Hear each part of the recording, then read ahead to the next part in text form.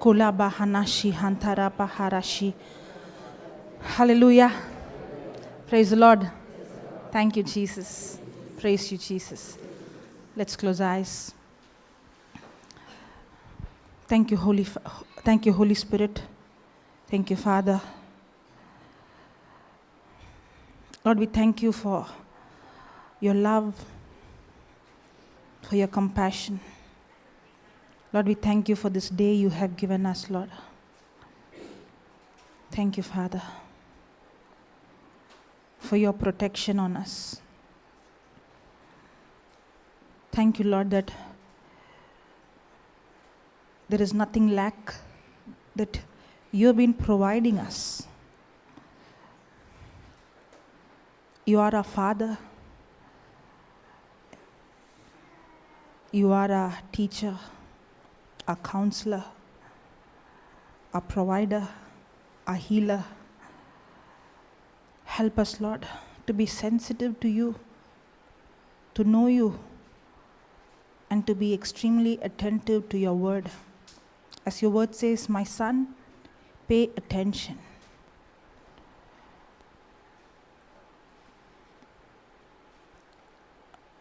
There are many distractions that we get distracted.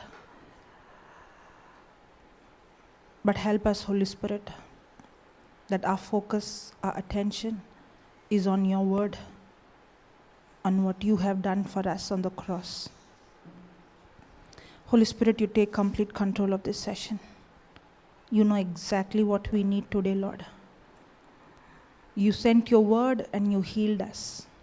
And your word is health and healing and medicine to all our flesh. And we thank you for opening the eyes, for enlightening the eyes of our understanding, so that we can understand and see and perceive the unseen. Thank you, Holy Spirit, for confirming every word of yours with signs accompanying. In Jesus' name we pray, Father. Amen. Hallelujah. Thank you, Jesus. Praise you, Jesus. Okay, today morning session, the first session, what was the 4 points? Anybody can tell me?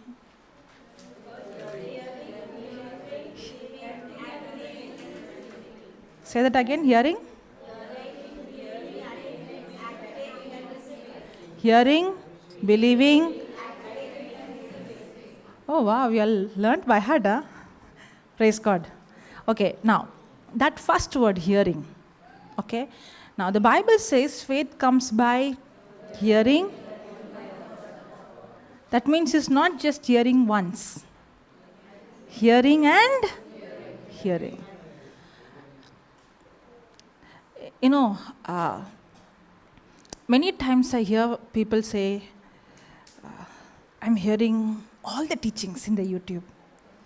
I'm hearing 24 verses. When I was doing that, when I got the CD, I started to play the CD and I played it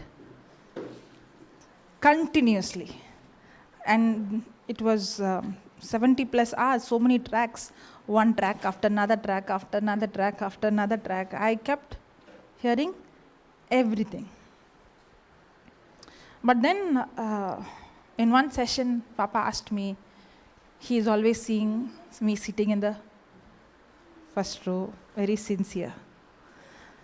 So he asked me, what is belief? What is faith? What is hope? Now, at that time I felt like I know it's there inside, but I don't know how to put in. Wow, you also know that? Many times you feel, right, when somebody asks the question, I know that answer, but it is here, but I don't know how to exactly give it in words. What if your children going to school going for exam and saying, Mama, I know the answer, it was there inside, but I couldn't write in words. What would Mama's reaction would be? It's okay, you know, right? How come for that we don't compromise?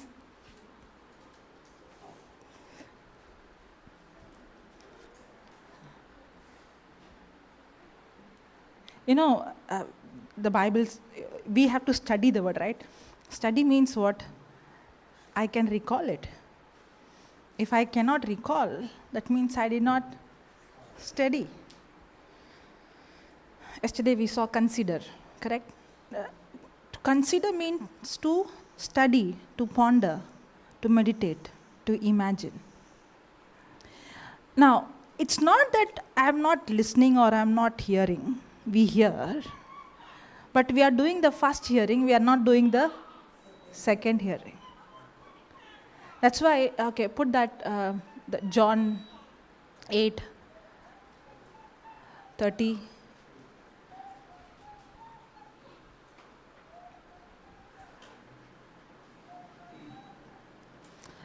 Okay, morning he took this verse, right?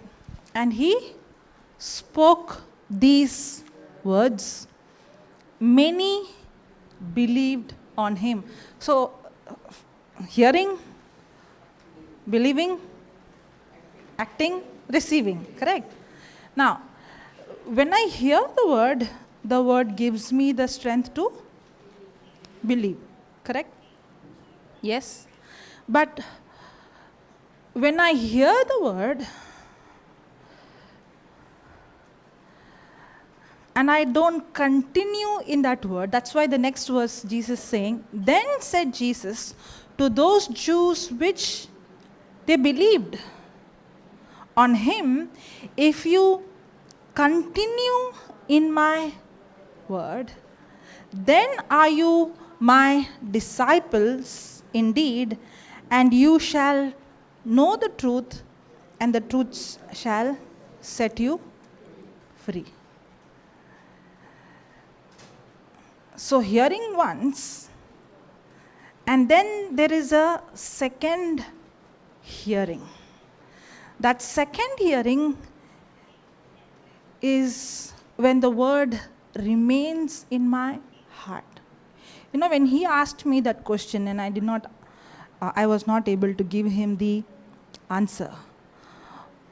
On that day, I realized I'm hearing so many, but I'm not doing the second hearing. On that day, I made a decision. I'm not going to go and put the CD and hear everything. I'm going to only put one teaching, and I'm going to hear it again and again and again and again.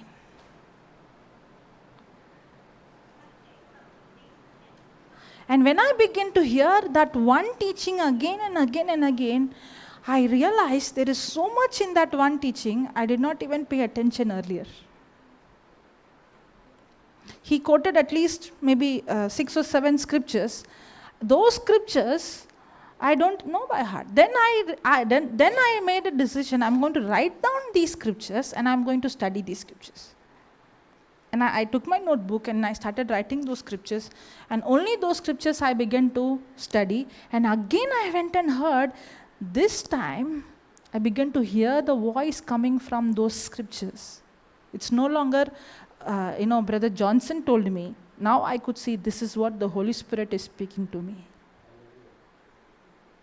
It's no longer, on somebody else's revelation. That's when you begin to hear his voice. That second hearing, it's like, you eat food and you only eat, but you never allow that food to digest. Jesus said, is your heart so hardened? Correct? He used the word gross waxed. Is your heart so hardened that you see, but you don't see, you can't hear, you can't understand? Correct? In other way, the definition for hardness of heart is a person who is not able to see, hear, or understand spiritual things. Not natural things, but spiritual things. A hard-hearted person is a person who is spiritually disabled, or he is spiritually retarded. We know physically retarded, physically challenged people, right? But spiritually retarded, spiritually handicapped means I have my spiritual senses, but my spiritual senses are unable to see, hear, and understand unseen, the spiritual. For example, Jesus asked the disciples to feed the multitude. Did he? Yes. If you see in the book of John, Philip would put his hand in the pocket and say, I have only this much penny worth. I only have this much money. Now, what is that? I am unable to connect to the unseen where Jesus already saw the multitude fed. From where is the bread coming? In the unseen, in the spiritual, the Bible says all our needs are met according to His riches. So Jesus saw all my need is already supplied by my Father. But could the disciples see it? No. Now, after Jesus multiplied the fish and the loaves, when they were in the boat, when the storm came, did they believe Jesus would come to rescue them? Or were they in unbelief? They were in unbelief. Correct? Now, why they were in unbelief? Because their hearts were hardened. Why their hearts were hardened? The reason why their hearts were hardened is, for them the physical, natural was more real than the unseen. The inability to see, hear, and understand the spiritual world is what? Being hardened to my heart. So when I say a person is hardened in his heart, it's a symptom that the person is spiritually retarded to see, hear, and understand spiritual things. But I connect to the natural. In other way, I connect to the natural more than I connect to the spiritual. The problem is more real than the healing. Praise God. Hallelujah. Now, the reason why our heart is hardened is because, if I take in olden days when they make candle, they take the wig and they dip it in the wax. And when the wig is removed, it has to cool down. Only when it cools down, then again it can be dipped. So there is a time gap between dipping the wig.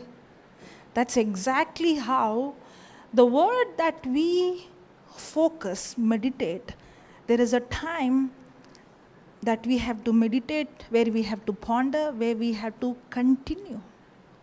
That's how our heart starts to become sensitive to the unseen. Hallelujah. Thank you, Jesus. That time, of dipping the wig and removing and allowing it to cool down. In the same way, when you hear the word, you have to allow that word to be digested in you. It's not just hearing once and I know it. No. There is something called continuing. That's why consistency is the key for breakthrough. If I want to see real change coming from the word, then consistency is the key for that breakthrough. Hallelujah. Thank you, Jesus. When it comes to healing the sick, when you see Jesus or when you see the disciples, it looked like it was so effortless. Correct? Jesus, today morning we saw Jesus said, your sins are forgiven. How many words he used? Few words. Correct? And you see this man, when Jesus said, rise up and walk, he's completely healed of his paralysis. Now, when Jesus said, receive sight, you see that person instantly receiving sight. Yes, you see one place he said, I can see like tree, and then I can see a person, and then he gets complete recovery of sight. Yes or no? Yes. Now, when we see all these healings, all these miracles in the Bible, if I ask you a question, there is somebody who's deaf, and if I ask you a question, how many of you believe that God can open this deaf ear? How many of you believe? Others are not opening, why? Not raising your hand, why? If there is a person who's completely deaf, and I'm asking you a question, how many of you believe that right now we are going to see these ears being opened? How many of you will believe? Okay, because you thought it's a tricky question. God already healed the ears. Okay. But if I tell you, how many of you believe through your hand God is going to open this deaf ear? How many of you will believe?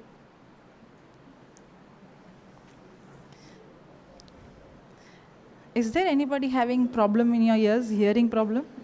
Who raised your hand? Raise your hand. Let me see. Let me see. Let me see.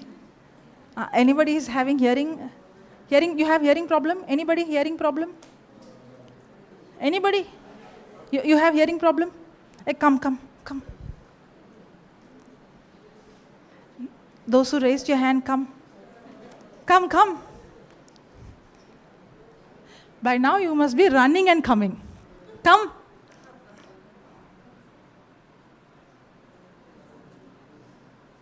She came.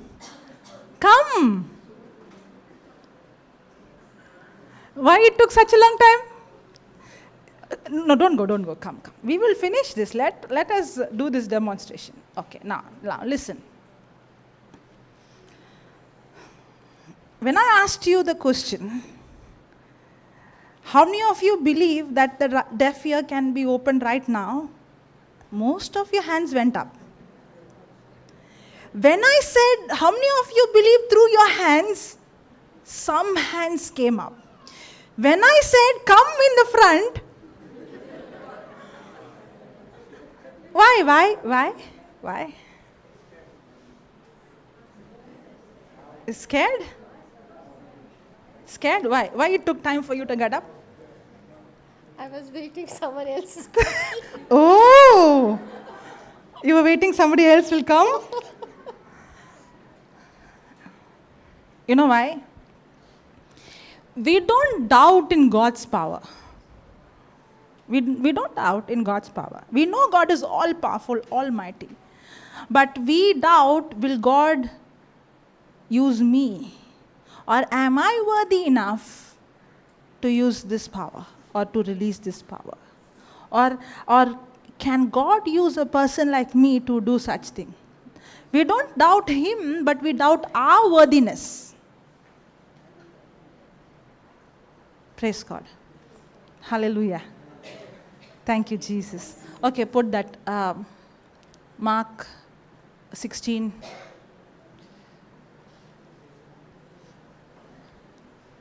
Seventeenth verse.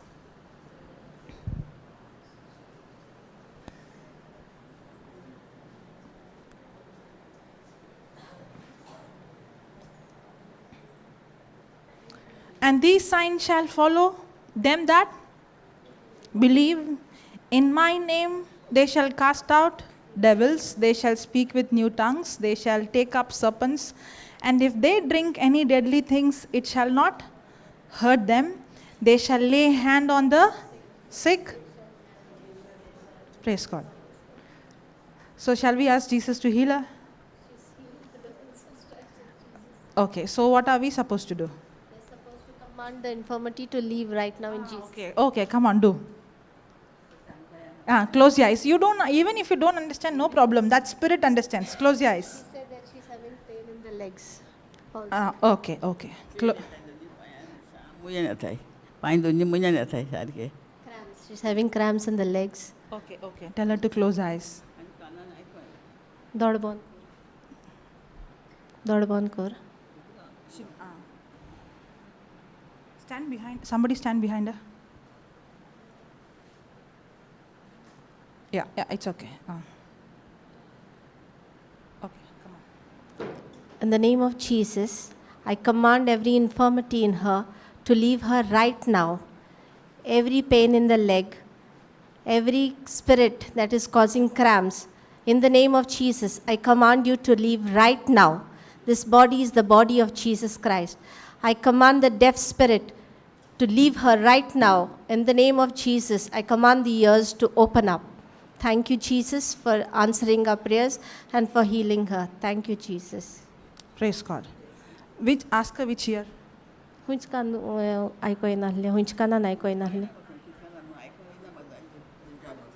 She doesn't know which year it is, but she cannot hear for the last 4 years. 3-4 years. Okay.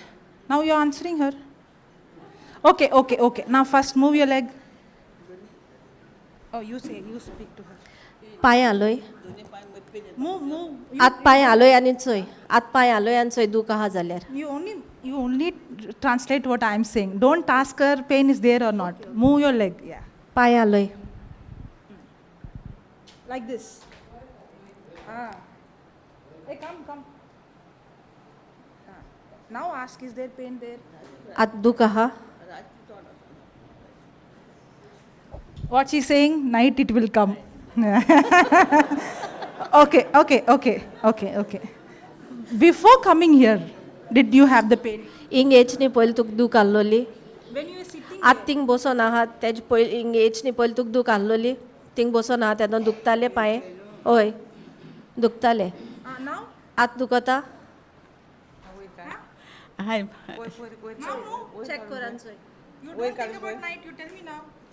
राती कित जाते check करता आत कित दुखा हा जाल्यार सांग आता काय ना आता When she was sitting there, was there pain? Ask her. त्याचे बसलेले आणि पायांक दूख आसली दूख सामकी मुयन आसता सामकी जोरतना राती सामकी जायन येता म्हाका उसळता न्हीद पडना दुकान ना तुका दूख ना जायन येता साम पांय Is there cramps there now? मुयन आता मुयालो पांय आसा तुजो मुयन चोड दुबरा आता आसा आता पळय वयर करून पळय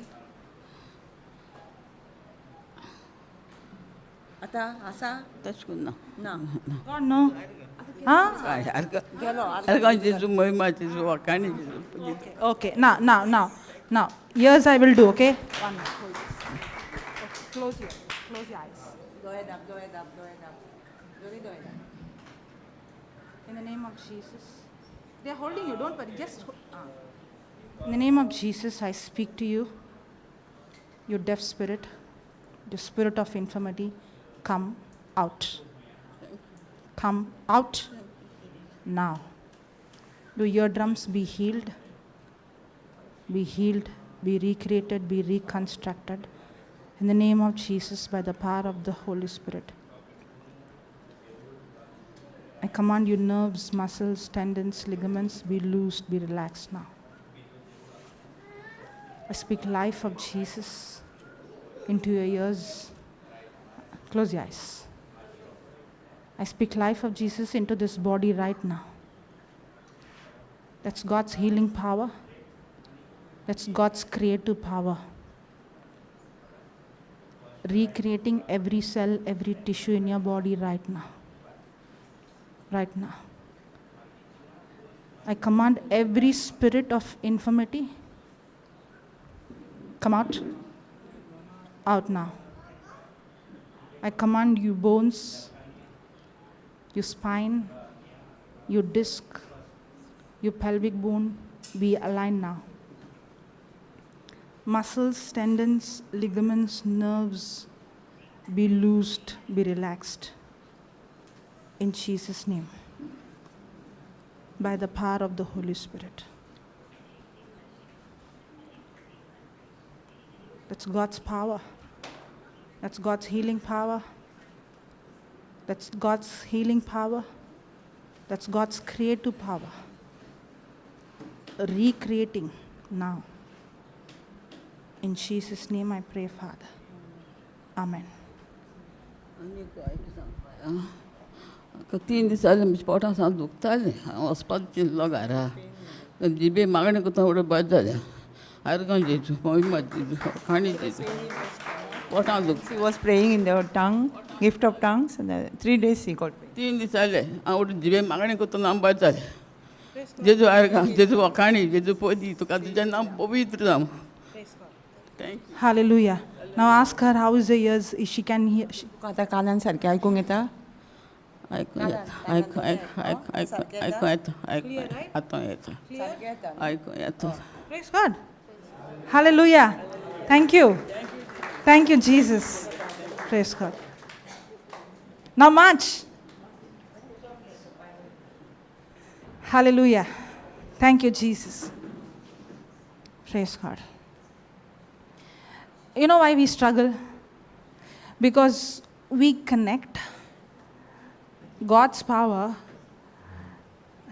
We know that God is all powerful, almighty. He has power to raise the dead. He has power to open the deaf ears. He has power to open the blind eyes. We don't doubt His power, but we doubt God using us. Why do we have that mindset?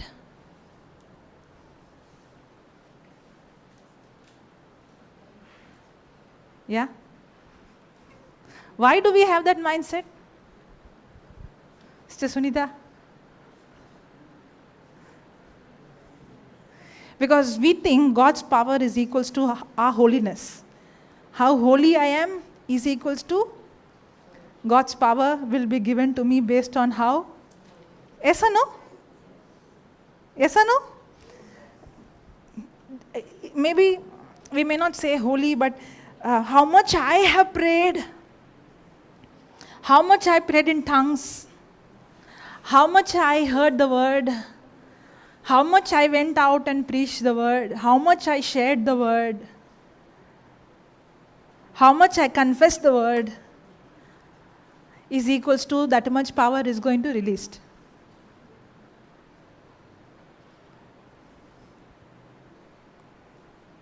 Yes or no?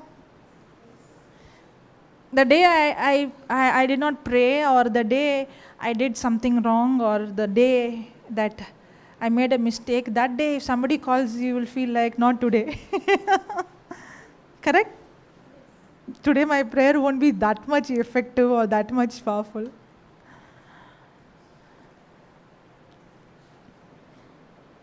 You know, Peter and John in Acts 3, have you heard? They said, silver or gold, we don't have, none, but what we have, we give you. In the name of Jesus Christ of Nazareth, rise up and walk. We don't doubt it. But when we see somebody cripple, we doubt, can I also speak the same words? The good news is, we all can come to the place where Jesus is, exactly where Jesus was and how He was manifesting and how He was displaying the glory of God. In fact, Jesus said, those who believe in me will do the same works I did and even greater works. Hallelujah. You know, Peter, the same Peter who spoke to the crippled man, silver or gold I have none, but what I have I give you, rise up and walk, correct? Now the same Peter, when Jesus spoke to the fig tree, if you remember in Mark 11, when Jesus spoke to the fig tree, he was so astonished. And he asked Jesus, how is that? Correct? Jesus, see, the fig tree you cursed is withered. It was not a statement, it was a question with surprise. Maybe Peter would have thought, okay, he is really the Son of God. Yes? Now, Peter was so astonished that Jesus just spoke a word, and that words that Jesus spoke killed the fig tree from the root. Are we also in Peter's place? When we see somebody laying hand on someone, or when we see the blind eyes opening or the deaf ears opening, are we also not, won't we also become astonished? Wow. Yeah? And then immediately we will say, oh, this man of God is so powerful. This woman of God is so powerful. she's so much anointed. Some people come and tell, you don't know how much anointing you carry. And I look at them. And the moment I look at them, I feel like the reason you don't know is because you did not recognize the same anointing Jesus carried is in you as well.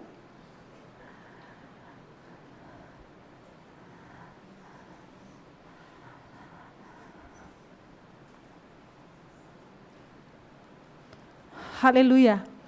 But when Peter spoke, when Peter was astonished to see Jesus speaking to the fig tree and the fig tree dying from the root, and if you see, the same Peter is now speaking to the crippled man. That means we also are in the place of Peter where we are astonished.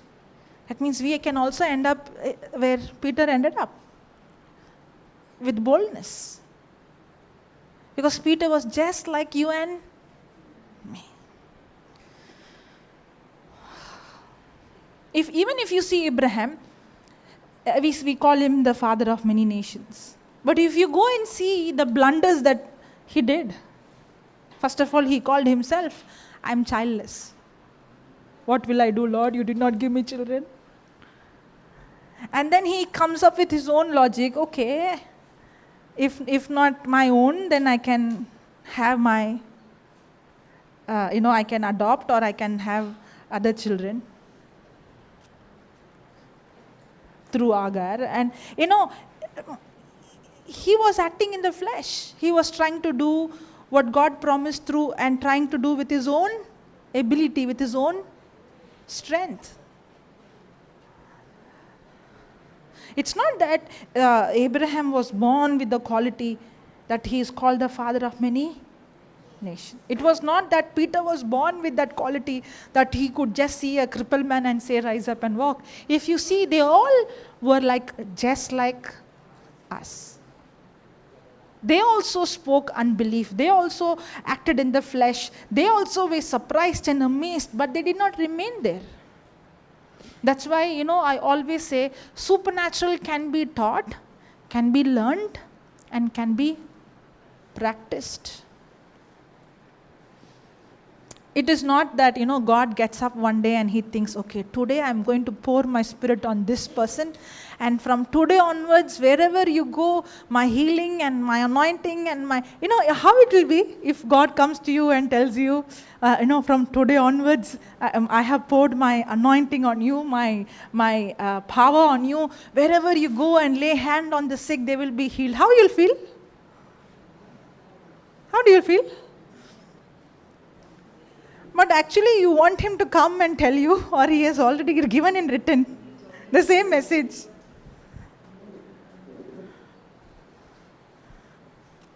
Yes or no?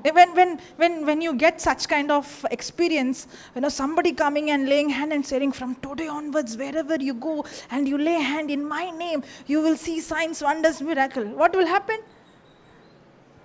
But he has already spoken that to you. He has already given you that promise. Those who believe in me, these signs shall follow.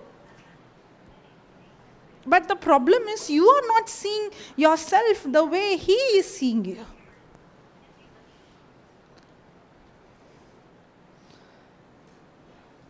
Let me come back to Peter. In Acts 3, Peter is speaking to the crippled man. Rise up and walk. If you see, Peter, many times people, when they understand 1 Peter 2:23, 1 Peter 2:24, right? See, after preaching so many years, I'm asking which scripture is that.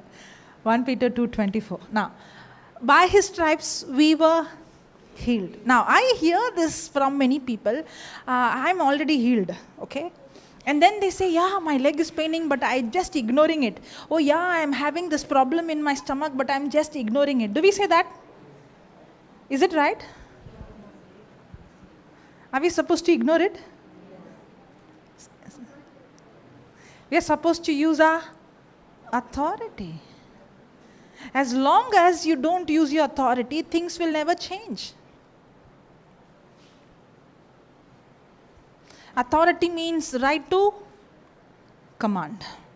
Now, did Peter say to the crippled man, okay, Jesus already healed you 2000 years ago? Many times we go and we give message like that, Jesus healed you 2000 years ago. That message is good, but are we doing what he did? Using the authority? Now, Peter uses his authority and he says, in the name of Jesus Christ of Nazareth, rise up and walk. Did he stood up and he began to walk? Did he begin to walk? Did he begin to walk? No. Yes or no? Peter said, rise up and walk in the name of Jesus Christ of Nazareth. Did the crippled man begin to walk? No. She got confused. Yeah, put that verse. What did you say, Fiona?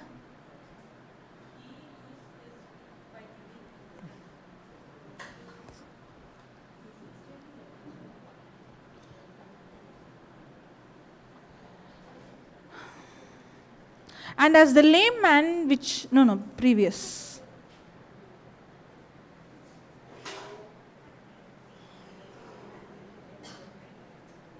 Rise up and walk is where? There only? Okay. Okay. And as the lame man which was healed held Peter and John, all the people, no, before. Go to 5th, 6th verse.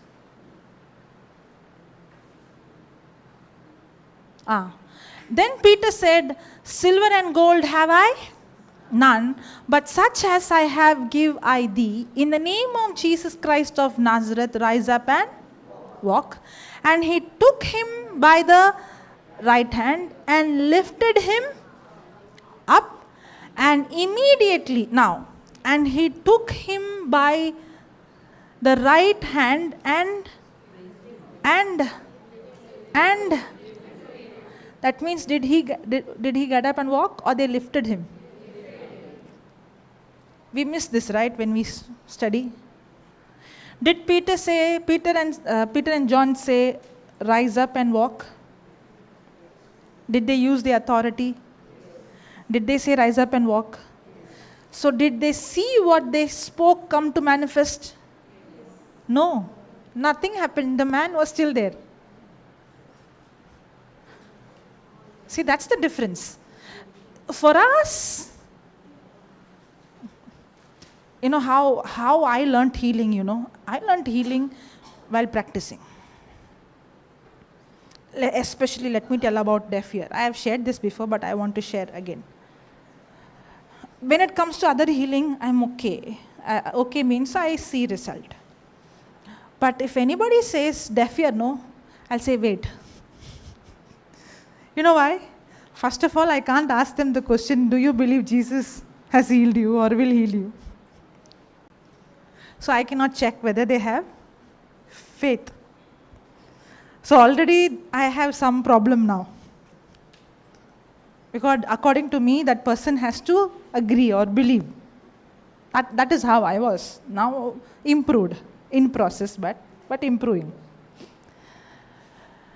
And many times I would put my finger in and say, in the name of Jesus, you deaf spirit, come out.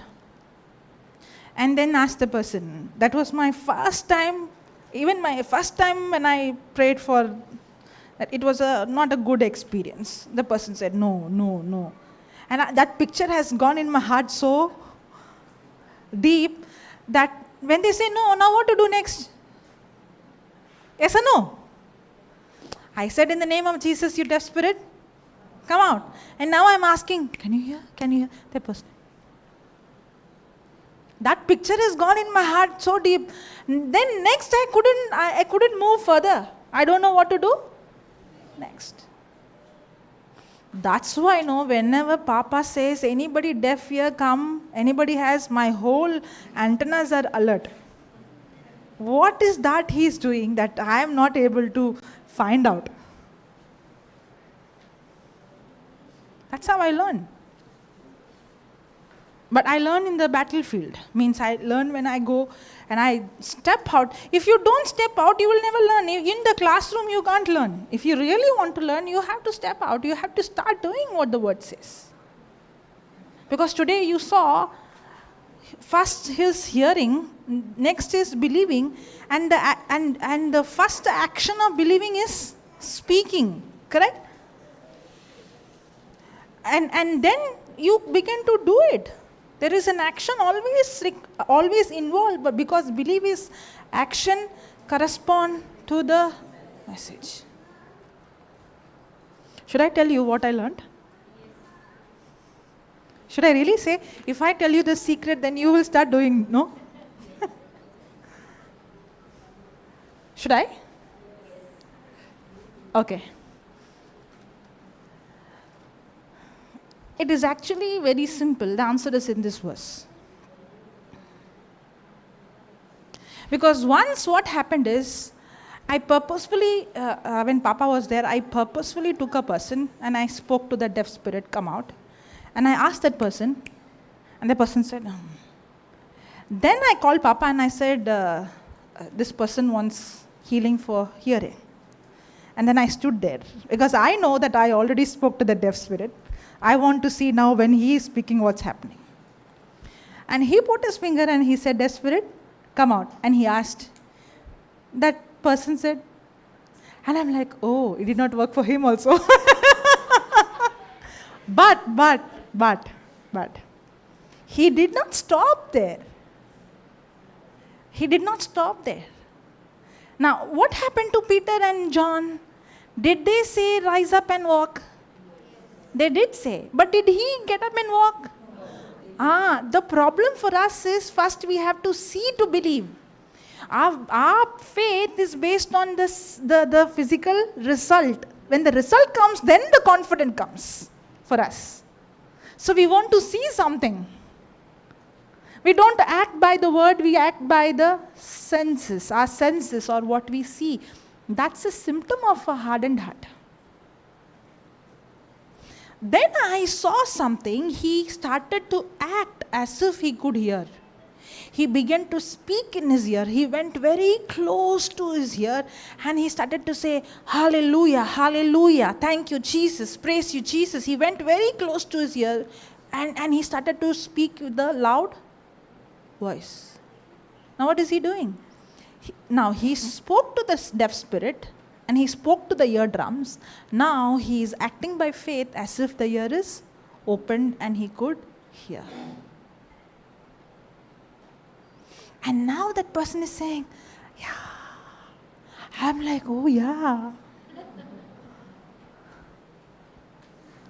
Even if little is open, it's still a miracle, right? Is it possible for the ear to open just like that? And then he kept on speaking. And he began to go behind. And he began. And then slowly he began to decrease his voice. As he was decreasing, I could see the ear began to recover and the person's hearing became clearer and clearer. And then he gave her earphones and he told, put the teaching and start hearing.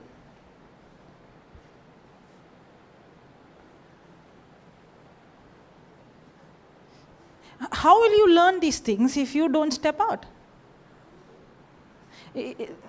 Again, it's not a formula. Now, if you take this as a formula, it won't work every time. Now it's not a formula for opening the deaf ears. You don't go by formula. It is a relationship that you understand. Now, even this is what you have to learn is the person being extremely sensitive to the word. That person's action is based on what the word says, but not what the symptom says. Now, Peter and John spoke to the crippled man, but nothing happened. Because nothing happened, and he took him by the right hand and lifted him up. They had to literally lift him. He did not get up and start run. Now, lifted him, and after lifting, and immediately his feet and ankle bones received strength.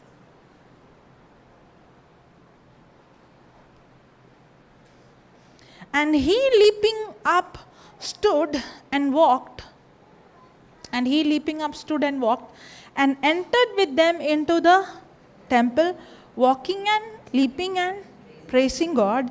And all the people saw him walking and praising God then.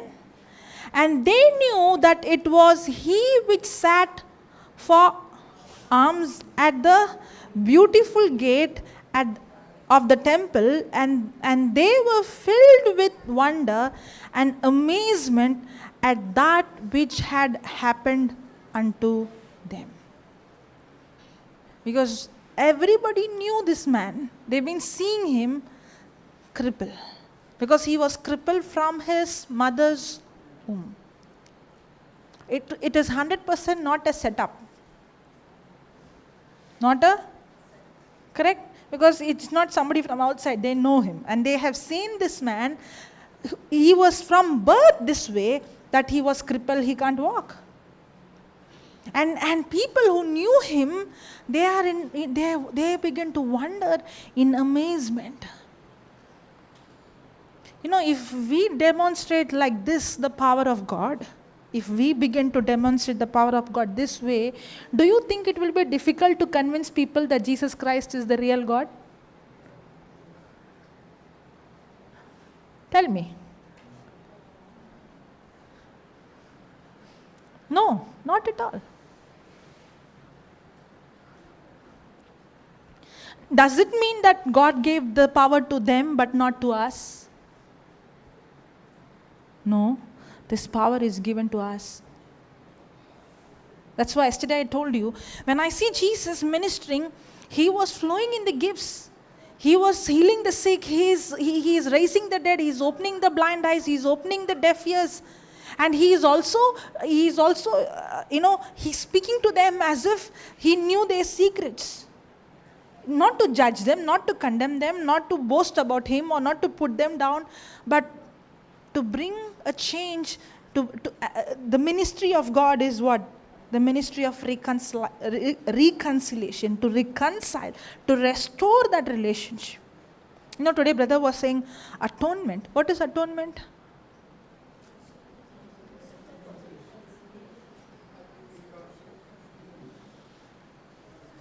What is reconciliation?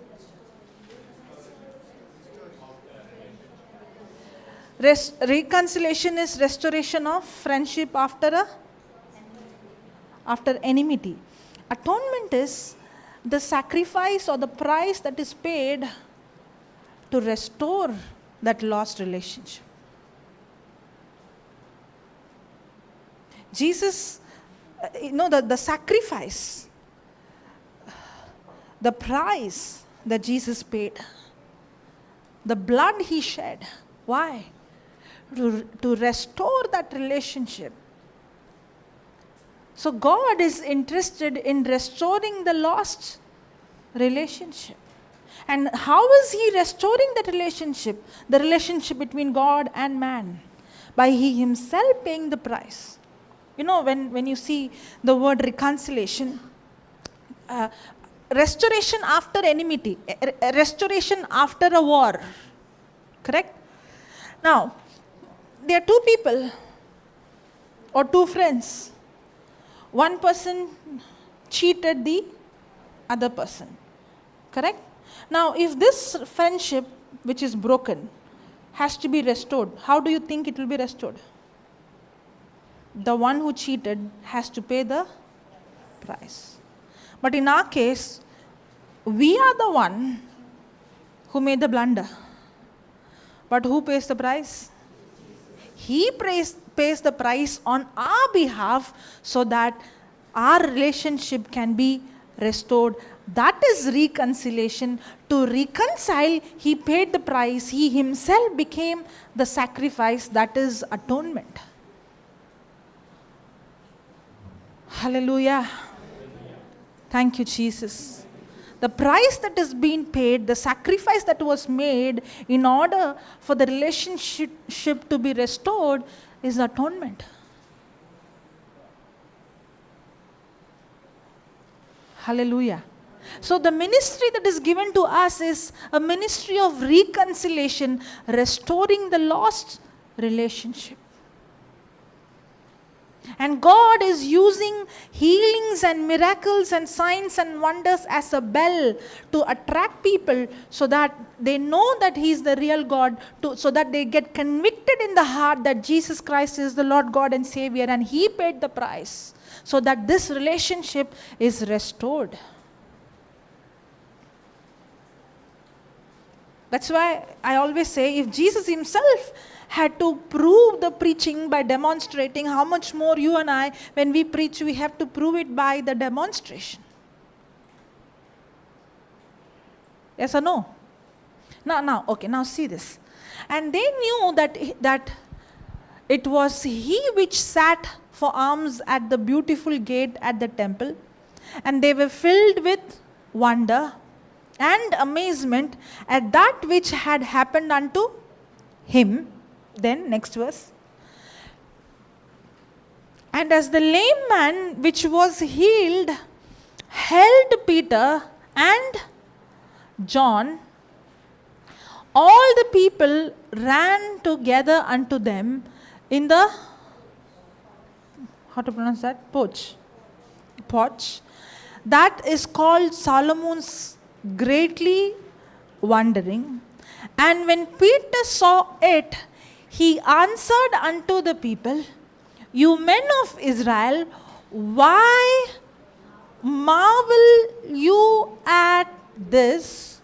Or why look you so earnestly on us, as though by our own power or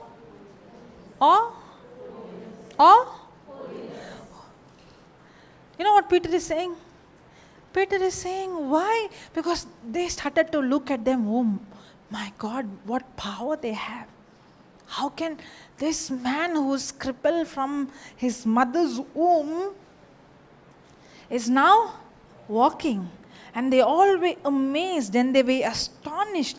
And they're looking at Peter and John as if they are some Superman.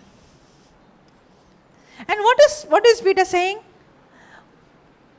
Why do you look at us so earnestly, as though by our own power or holiness we had made this man to walk? In other way, Peter is saying, it's not my power, nor it's my holiness. Is it there clear? If I don't show you the scripture, you might think maybe Peter was so holy.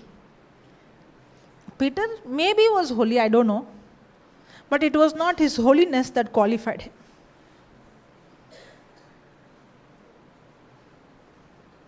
Now when I said maybe Peter was holy, I don't know.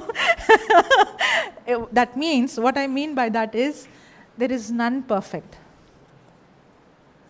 There is no one who is perfect. There is no one who is equal to God's standard. Hallelujah. Thank you, Jesus. You know why we compare it to holiness? Because we think, right from childhood we say this, right? You get good marks, then I'll buy this for you. Correct? If you listen, then we will. If you do this, then I'll get this for you. Because we have a mindset that whatever I receive, I have to earn for it. I have to perform for it. I have to be good enough. Then God will give me. But we fail to realize everything that God has given me, He has given me as a free gift.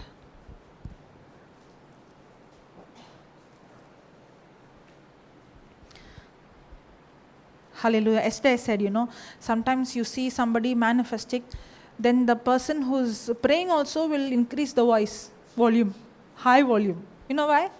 Okay, this is a big demon, so I have to show more power. More power means more voice. It's not about the volume.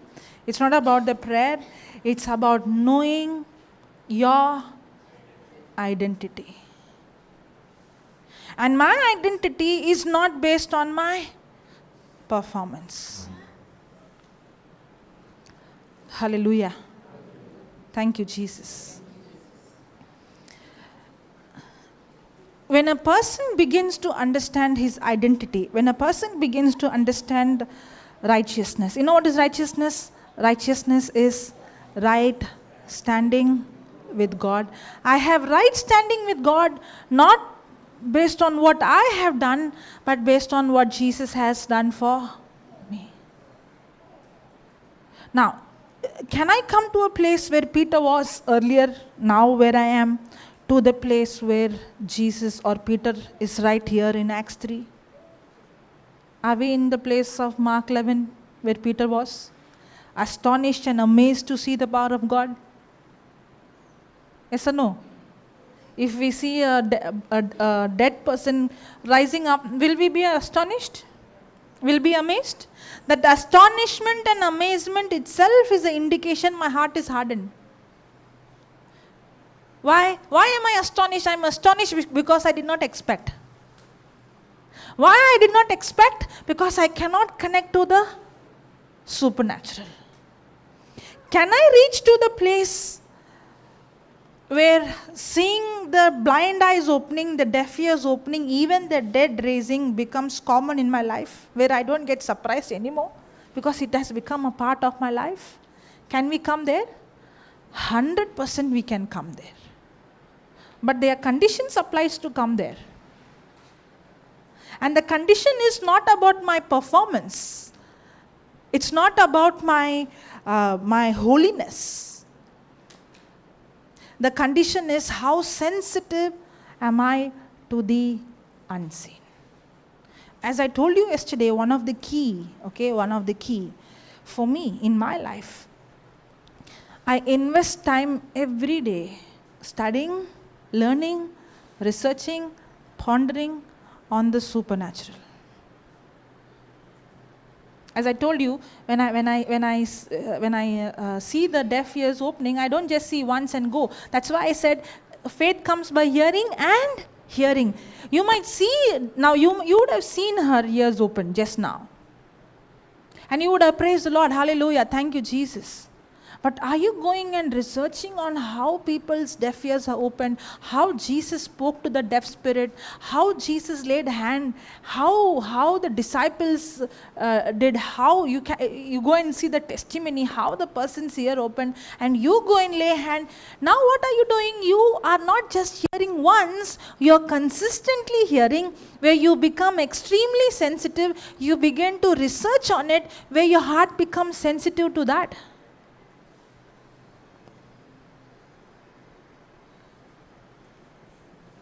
Hallelujah. And if we do that, that's when that hearing and hearing, consistent hearing, and that word itself gives us the power, and the word itself gives us the ability to believe the unseen. Praise God. Okay, now let's learn healing like how Peter and John did practically. Shall we? Yes? Okay, I'm not going, for her I did, because language, I couldn't ask her questions. So that's why I took over. Okay, but let's learn now practically, okay? We will call people with some sickness, and then I want some of you who raised your hand. How many of you believe God, you don't doubt God's power. You don't doubt God's power. But do you doubt that God is not going to use you based on your holiness? We will learn about that more, okay? We will learn how it's not our holiness, but holiness is going to be the result. We will live a holy life. We will live a righteous life. That's the result of our relationship. But we are not qualified based on our holiness. The power and the authority is not given to us based on our goodness. It's given to us just by believing we receive it. That's it. It's so simple. For example, I feel so cold, I want this AC to be off. So if I call the electric department and tell them, can you put off my AC, will they put it off? No. And now I can say, you manufacture power, And you, from there comes the power, so can you please put it off? They'll ask me, you're gone mad. Even though the current comes from here, the electricity comes from here, the switch is with you. In the same way, the power is already given to us. Even though it's God's power, the authority is given to us, means the switch is given to us. That's why I say, in the name of Jesus. It's not because of what I did, it's because what He did. That's when I'm very confident, because I know that it is in the name of Jesus I have this authority. Praise God. Okay, now let's learn practically, okay? First you do, but if you find difficult, I'll help you. Okay, I'll help you. Praise God. Thank you, Jesus. It's very, very simple. Very, very, very, very simple. First of all, most of the sickness, there is a spirit behind it. I'm not saying all the sickness. You go and bang your hand somewhere, or you hit your leg with a hammer, and don't say it's a demon. It can be indirectly demon, because mind has been controlled by a spirit where I am harming myself. It can be indirectly influence of a demonic spirit. But most of the sickness, I see Jesus speaking to the spirit of infirmity, spirit of deafness. Even though you can't see in the physical eyes, you see in the spirit, in the supernatural, in the spiritual, there are spirits that keeps people bound.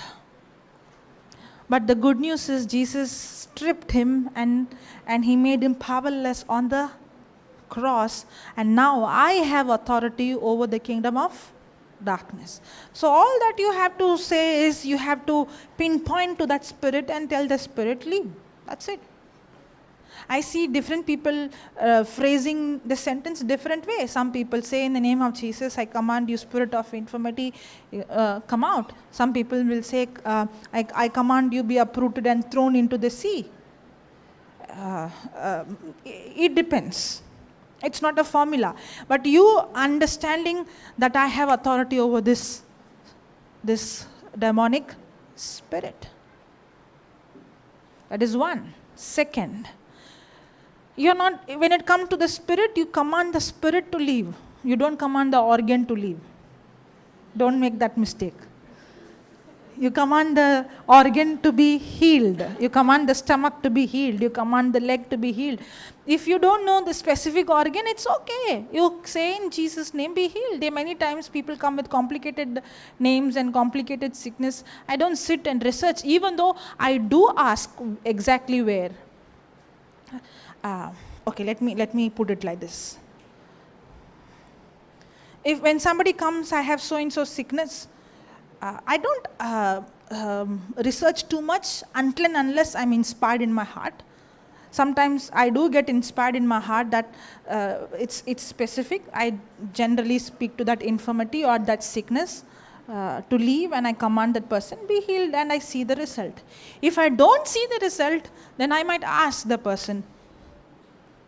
I'll give an example. There was a person who came, and I spoke to that person's infirmity. That person said, no, the symptom is still the same. So I asked the person, do you believe Jesus healed you? The person said, no, I'm already healed by the wounds of Jesus. Okay. I made the person to confess the scripture. The person began to confess the scripture. And I asked, is it gone? The person said no. And I told the person, keep giving thanks. And the person kept giving thanks. The person came online. Then I said, can you keep confessing? I'll come after some time. And this person came again. And now I'm wondering, I spoke to that infirmity. I commanded that, the person's body to be healed. Even that person, I made that person to confess. I made the person to give thanks. Everything I tried, whatever I know. And as I was speaking to her, I said, Holy Spirit, help me, I don't know. And then immediately I was inspired to ask her. Now, I don't know everything, okay? I'm moving by faith. I asked her, is there anybody in your house has this problem? Then she opened up. And she said, yes, my mother has, my sister has, I have. It's in our hereditary. It's in our genetics. That's what the doctor said. Actually, it's a deceiving spirit that has deceived her, and she is believing a lie. As long as she believes the lie, the devil has the legal right on her. And I had to show her 1 Peter 1:23 and tell her that you are born again. You are not born of corrupted seed. You are born again of incorruptible seed. Even though that seed which was corrupted, which had this sickness, was running in your family, now you are born again. And now you are born again not of corrupted seed but of incorruptible seed, and your Father in heaven has no sickness. Your DNA is completely transformed. Now when I say DNA, what I mean is your spirit is the core. You are a spirit. You live, you possess, your spirit possesses a soul, and you live in a physical body. No, I'm not asking any questions. No. What scripture? 1 Peter 1:23. I thought you were asking me question. Sorry. Okay. Praise God. Now listen. Now when I said that, she instantly said, oh, I thought it is in my genes. It is genetic. It is my hereditary. I said, no. Your whole spirit is brand new. Now all that you have to do is to renew your mind. The moment you renew, your DNA has to align to who you are in your spirit. The word is not just operating your outside. It goes and operates even your DNA, even your chromosomes. Because now my identity, I am no longer born of corrupted seed. I am born again of a incorrupted seed. The moment I spoke that scripture, I'll tell you, nobody prayed over her. Nobody rebuked the spirit. Nobody said, be healed. She said, my pain is gone. Now I'm struggling for such a long time. That pain was not going. But the moment Holy Spirit showed the root cause of it, the moment she understood the truth, that demon couldn't deceive her anymore. That's why you shall know the truth, and the truth sets you free. That means it's not all the time laying my hand. It's not all the time casting the demon. But this way of healing doesn't work all the time. That's why you can't go with a formula. You have to be led by the Holy Spirit.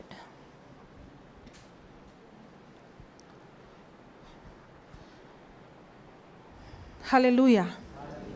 You know, when I previous time I think, when I went to Malaysia, this video is there. If anybody wants personally, I can give you the link. There are 2 video links, okay? So this lady comes. We had a meeting in the house. And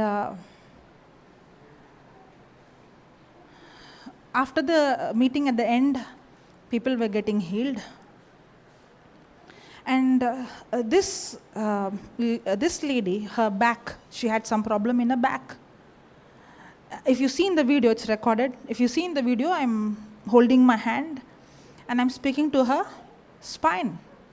But as I'm speaking to her spine, when I say I'm getting the reason I'm saying I am getting the inspiration, I'm not saying I heard the Holy Spirit, because you might think, okay, God speaks to her, but not to me. That's the reason. That's how God speaks. My sheep hear my voice. Now, His spirit and my spirit is one spirit. So God I'm not saying God will not speak audibly. I'm not saying there are people who have heard audible voice, but I have not heard. Till now I have not, maybe I might hear in the future, but I don't know. But till now I have not heard a audible voice of God. But God will not speak, Mary, this is Jesus speaking to you. Like, I never heard like that. See, that's where we miss. We are waiting to hear a voice that I know surely this is God speaking to me.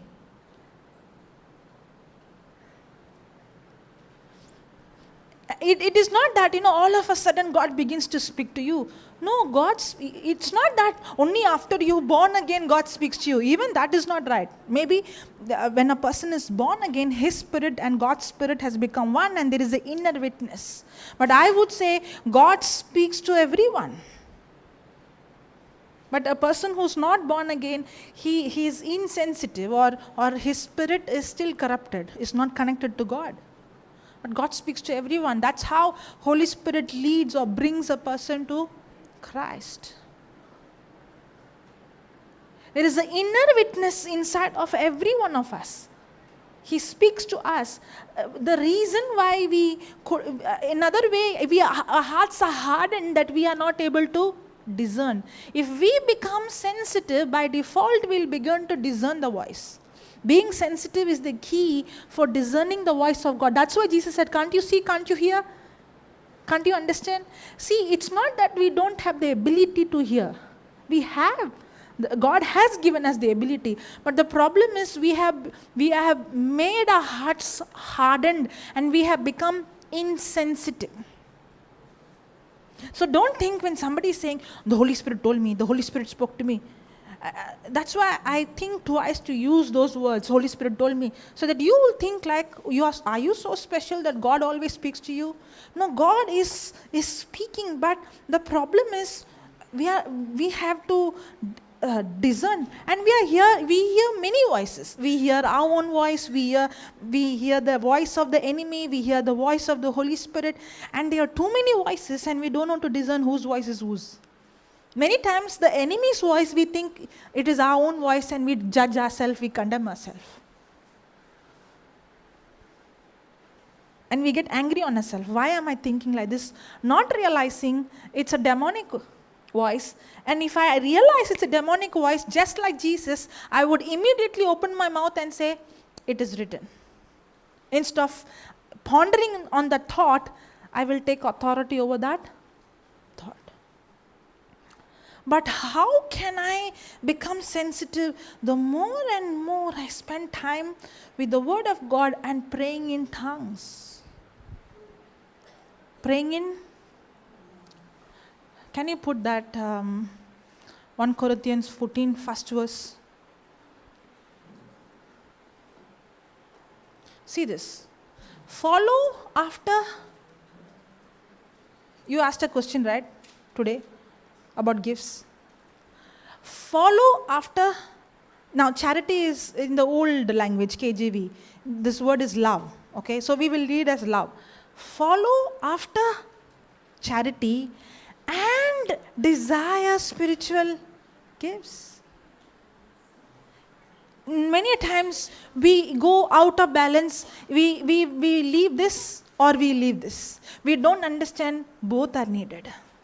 But first comes love. This is what I have to follow. I'm not supposed to follow this. I am supposed to follow this. But I'm supposed to desire this. Now, Jesus, when you see the Samaritan woman, the route for him to reach out to her is love, charity. But how did he prove his love to her? Through the gift. Yes or no? He did use the gift. He did operate in the gift. That's why he said, you have 5 husbands and the one whom you are living now is not your husband. Now, that love, how did he demonstrate that love to her? Through the gift. The gift is to edify.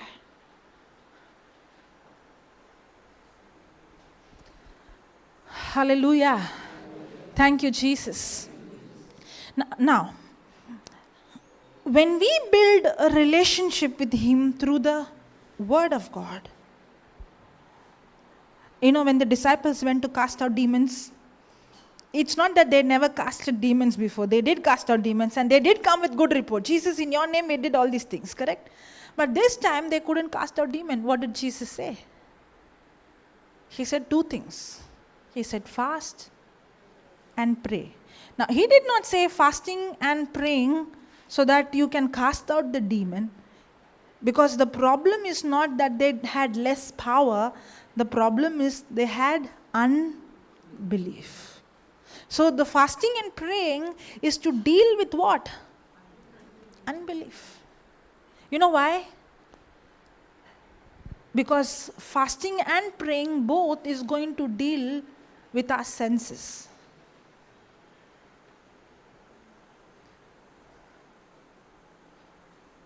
You know what fasting does?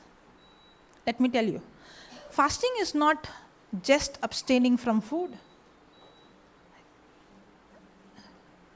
If you don't understand what is real fasting, you'll end up dieting.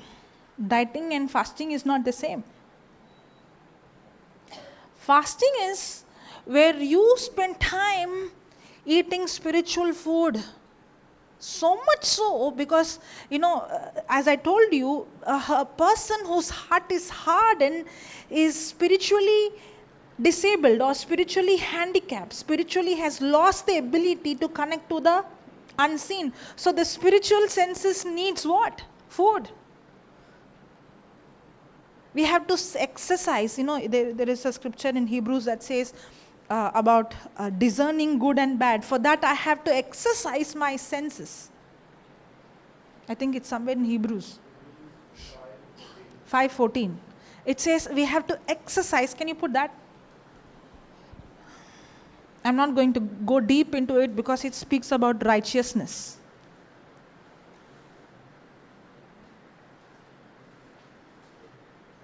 Yeah, be strong. Meat belongs to them that are of full age, even those who by reason of use have their sense. How will a person become matured? How will a person become strong? How? By exercising. Their senses exercised to discern both good and evil. That means we have to exercise our senses. We don't become automatically sensitive. The sensitivity, the spiritual sensitivity comes through spiritual senses being exercised. We all have the ability to see, hear and understand the unseen. We have the ability to see the unseen, to hear the unseen, to hear the voice of God, to understand the spiritual things. But for that, I need to exercise my spiritual senses. Did you get? Are you getting it? Now, I told you, right? Peter in this state, and Peter in Mark 11, and Peter in Acts 3. The difference is, at that time he was astonished to see Jesus speaking to the fig tree. But in Acts 3, you see, he has already exercised his senses. He could also do what Jesus was doing.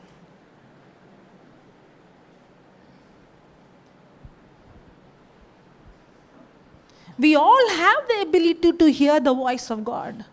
You don't need to see in amazement when somebody says, I had this inspiration, or I heard the voice of God. You also have. The difference is that person exercised the senses, you can also exercise. And Jesus gave the key, praying and fasting. And as I told you, fasting is not just abstaining from food. Fasting is, you eat the food so much, where you allow your spiritual senses to take control over your physical senses. How? Your body is saying, I'm hungry, and now you're eating the word of God, and that word that you're eating is giving you the power to bring your hunger into control. That's how you're exercising your spiritual sense. Is it going? Are you understanding? Is it, now you are saying, yeah, there is one more physical sense called sleep sense controlling me. Hallelujah. Are you sleepy? Yes? All those who are sleeping say, hallelujah.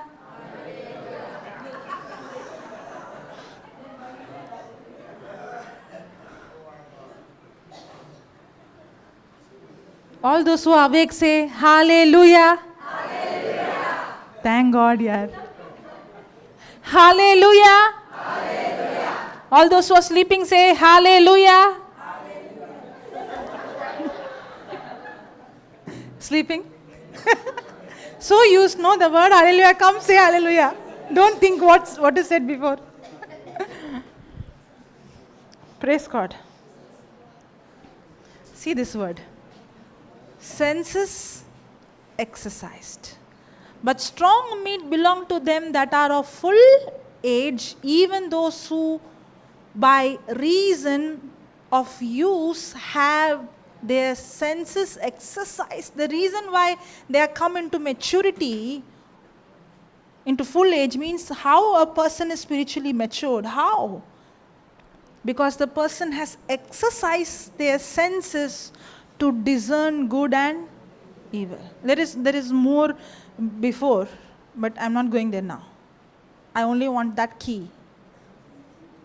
Exercising your, just like how you have physical exercise, a person can just carry maybe 20-25 kg, can exercise and go carry 100 plus kgs. Possible?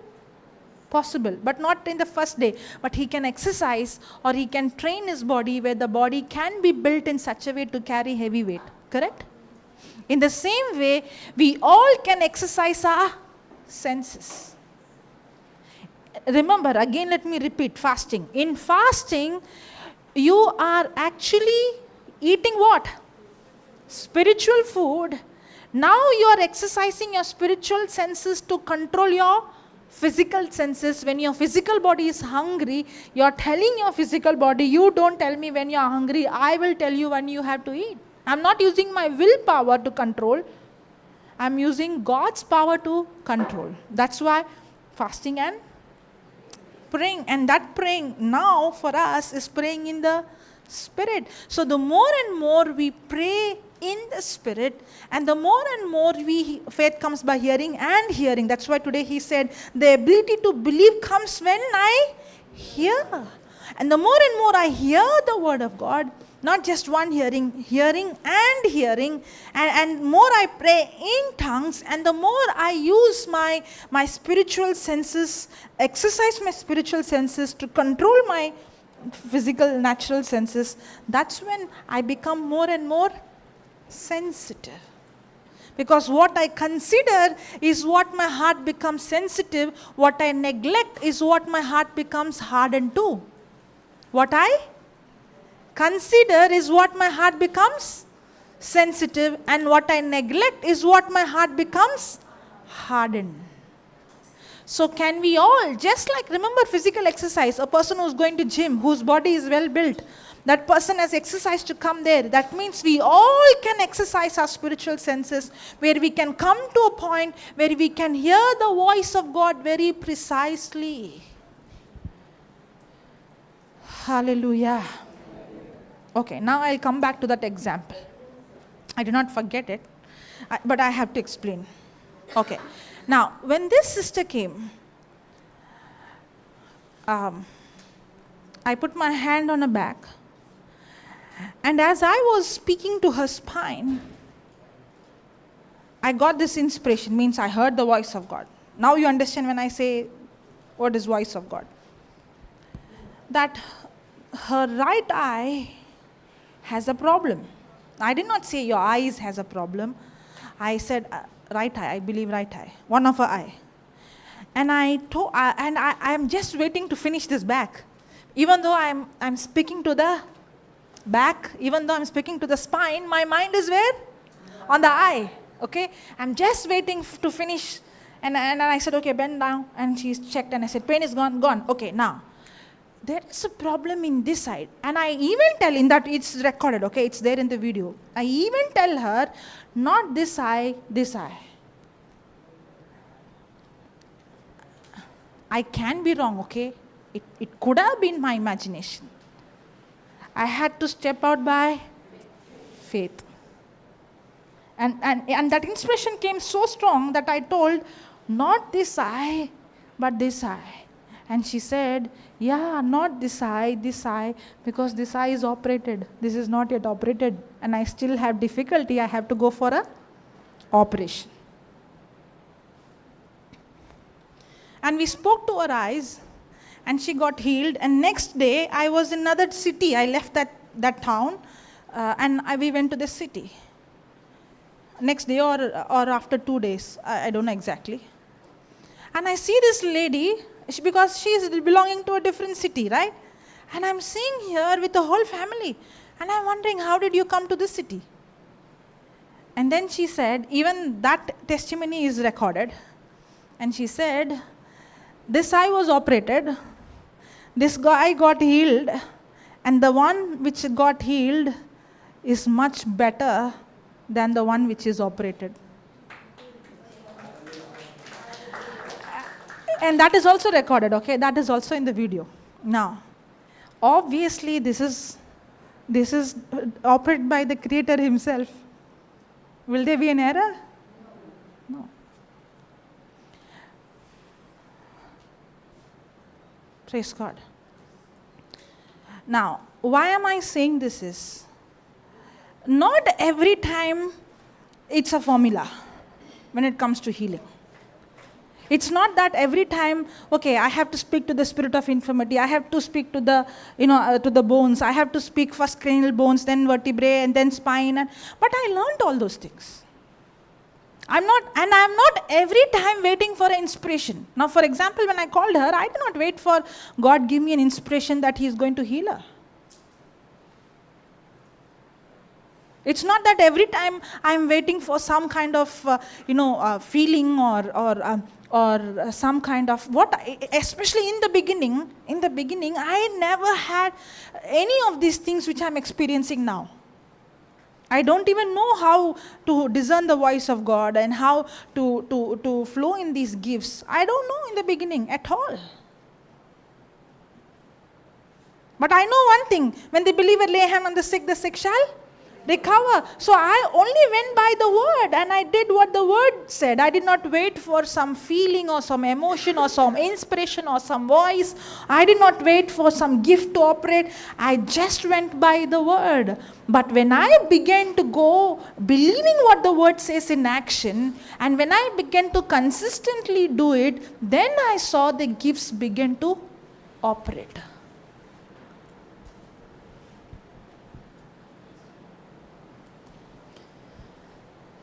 Hallelujah. Thank you, Jesus. And as I told you yesterday, the master key to unlock every gift in your life is praying in tongues. The more and more you pray in tongues, the more and more you begin to see the gifts manifesting. Okay, now are you ready? Yes. Praise God. And sometimes, okay, praise God. Why I'm sharing these testimonies? I did not come prepared. I have to share all these testimonies. As I'm preaching, whatever the Holy Spirit is reminding, I'm just speaking. This is my first trip, okay? After I have been before many places to preach before I came into full time. But this is my first trip after I came into full time in the year 2016. So I resigned my job. I'm into full time now. And I still remember I took a bus. That bus is from Kanyakumari and it goes to Hyderabad. Okay? And it is a seater and it is more than 24 hours. Praise God. And I'm sitting in that bus. You won't believe, when the bus stops for lunch or dinner, I won't go and eat because I'm very shy. How to order and eat, I don't know. Nobody is with me, I am alone. That is how I was. I don't know how to go and buy or eat or how, I don't know the names. I don't know anything. I'm so shy. I sit in the bus 24 hours, no problem. Drink water, eat the biscuits, whatever you had, no problem. Will anybody believe this girl is so shy, even to go to a restaurant alone and she's going to preach the word? And I remember sitting in that bus and I am thinking, okay, 1 hour, 2 hours I can preach. What am I going to preach from morning till night? And I don't even know where I'm going, okay? I have no clue where I'm going. I somehow, praise God, I don't have that habit of asking where I am going, where I am staying, where I am preaching. It's a village. It's not in the city, it's in the village. And in the whole bus, I'm thinking, Lord, I don't know anything. But when I reached, that was my first trip after I came into full time. After I reached, we were not in Hyderabad, we were in villages outside. I saw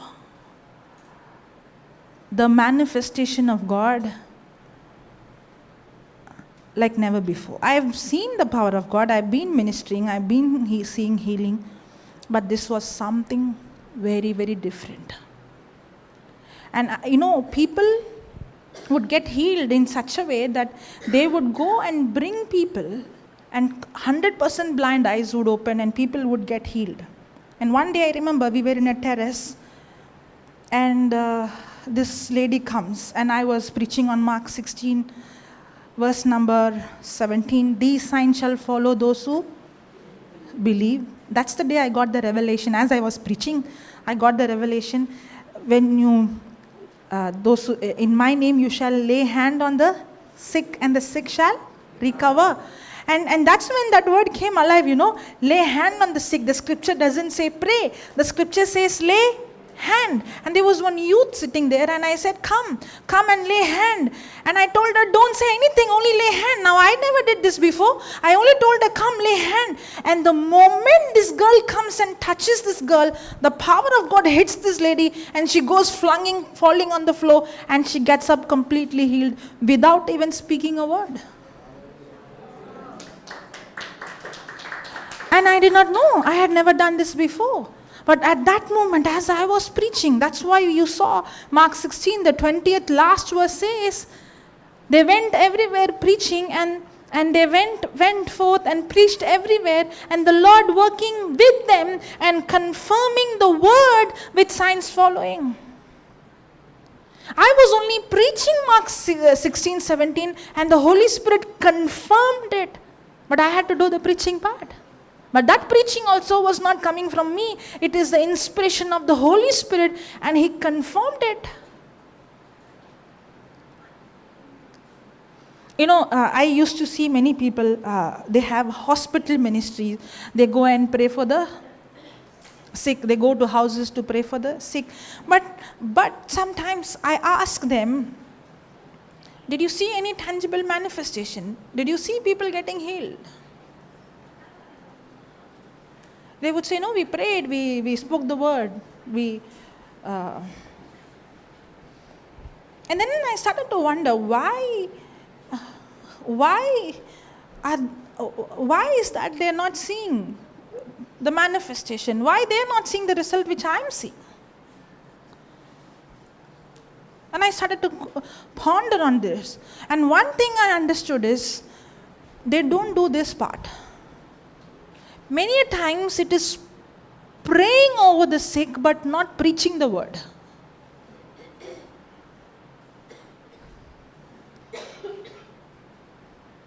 I remember when I was working, there was one person who was a salesperson. He all of a sudden had a problem in his voice box and he lost his voice. So everybody in my company know me as a person who prays over the sick. For them it's praying, right? Pray over the sick. They know me as a person who preaches the word of God. I'm known for that. So the moment I went to this branch, the manager said, and he's a very good salesperson, he said that he lost his voice. So I said, okay. And there is a small warehouse, a small storeroom behind. I said, we'll go there. And he's a Hindu. And I just asked him, is it okay if I can pray for you? He said, yeah. And I just explained to him that Jesus took your sickness, your infirmity on the cross 2,000 years ago. All that you have to do is you have to believe. And I spoke to that spirit of infirmity, and I spoke to that voice box. Within few minutes, he began to speak, and his voice 100% recovered. Now, it did not stop here. These are my early days, when I was studying, working. This is how I learned. This is how I learned. And within a week, his mother was admitted in the hospital. And he called, and my boss gave me on duty, go to the hospital. And I go on duty to the hospital. And it's a general ward, It's not as good, it was a general ward. And this lady is really, she must be somewhere 100 kgs. And she had a operation in, maybe next day or 1 or 2 days, she had an operation in her spine. And she was lying down on the bed. I went there and I started to preach on Psalms 22. Yeah, not just verse 14, verse number 12, 13, 14, 15, 16. I started to read. And I started to explain to her. I did not do anything. I only preached the word. But maybe her son already shared his testimony, how his voice is restored. I think there was already a level of faith that was built up. But as I was preaching, I saw her begin to sweat. And she got up from her bed. God is my witness. I don't have any physical witness, but God is my witness. She got up from the bed and she began to walk. And the moment she began to walk, it was a general ward, right? Each patients were coming and saying, pray for me and pray for me and pray for me. And people were getting healed in that whole ward. The doctor who comes in, she comes to me and she tells me, can you pray for me?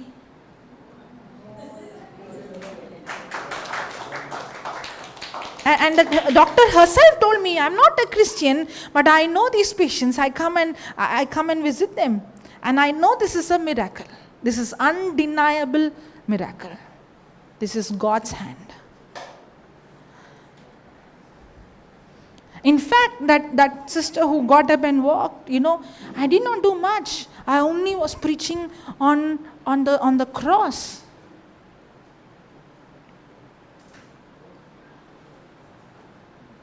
Why am I sharing this? Because it's not every time one formula I apply. When you go, you don't depend on a formula and go. Depend on the Holy Spirit and go. Lord, I don't know, but you know. Okay, now, there is something else also I'm doing, right? I'm every day studying and researching and learning and pondering on the supernatural. Am I doing that? Yes. So is my heart already sensitive in that area? Yes. Am I already seeing that, that this power is in me? Yes. That's why, morning when you come here and do your confession, it's not just confession, you're exercising your spiritual senses. When you say, I am the body of Christ, you start seeing yourself. When the Spirit of the Lord Jesus is upon me, my God himself has anointed me to preach the gospel to the poor.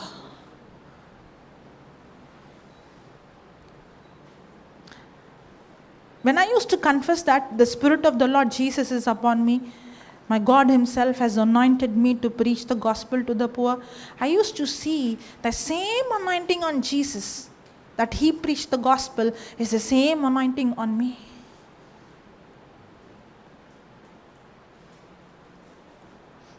Because it's not, if when I see Peter comes out and he preaches the gospel, and when he preached the gospel, their hearts were convicted.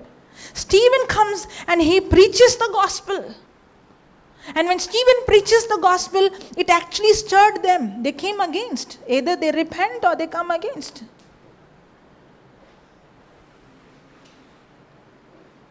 And Jesus himself told them to go and preach. And they went everywhere and they preached the word. The preaching of the gospel is the power of God.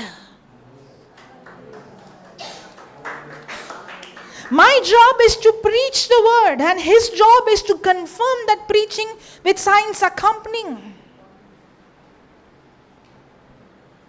And when I see these man of God, woman of God preaching the word, it's not just preaching with the intellect. That's why Paul said, I have not come to speak with human wisdom or enticing words, but I have come to preach with the demonstration of the Holy Spirit.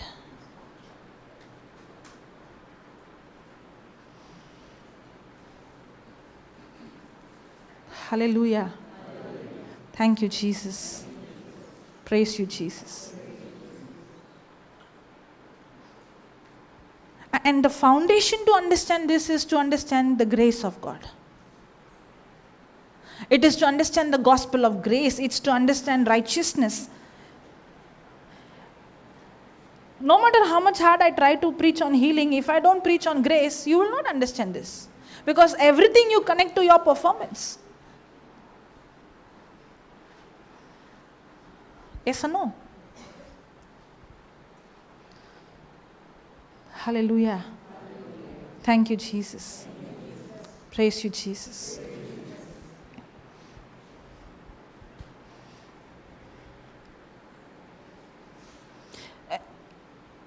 When I see into this mirror and when I see the disciples doing, I don't see the exact level of glory in my life. I'm not seeing with my eyes. I'm not yet seeing.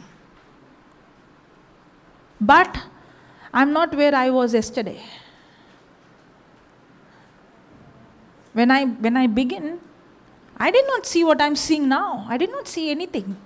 But then when I begin to practice it, even though I'm not there yet, I'm not where I used to be. Because I understood the strategy, I understood it is the relationship. I understood all I have to do is to exercise my senses. If you come to learn as a formula, you will miss it. But if you understand it comes out of a relationship. That's why, when somebody comes to ask a question or if I have to give somebody an answer or any problem I face, it's not about what is the answer for this question, what is the answer for this question, what is the prayer for this sickness, what is the formula for this sickness. No, it's nothing of those things. That's why when somebody asks a question, sometimes my answer looks extremely contradicting to the question. Because I don't pay attention to the question, I pay attention to the answer that comes from the Holy Spirit. Sometimes people take me to some houses and they'll say, talk to this person. I say, I will not talk. In nature, I'm not a very, I don't make friends with everybody. I'm not like that. In nature. But when it comes to Word of God, I preach the Word no matter where. You give me the mic, I don't care who's in the congregation, whether the person is educated, not educated, he's a doctor, he's a scientist, I don't care. Even in my company, my boss would be there, my directors would be there, my whole director's family, I don't care. I ask the same question to everybody, whether it's a director or my colleague. Everybody I'll ask the same question. If they don't answer, the response would be the same for everyone. But the moment I put off the mic and I go, I'm like normal. But when I preach, it's not me, the Holy Spirit in me. Now, if you tell me to go and talk to somebody and convince, I will say no. You know why I say no? Who am I to force anybody? Especially parents do that. Talk to my son. Talk to my daughter. Arey, your daughter don't even want to look at me because already in the mind, oh, this another preacher has come. Why do you force your child? And why do you force me also? At least if the mother would have kept quiet, we would have become friends.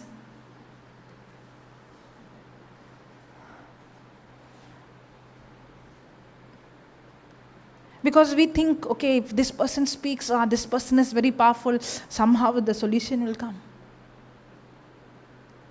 Not necessary.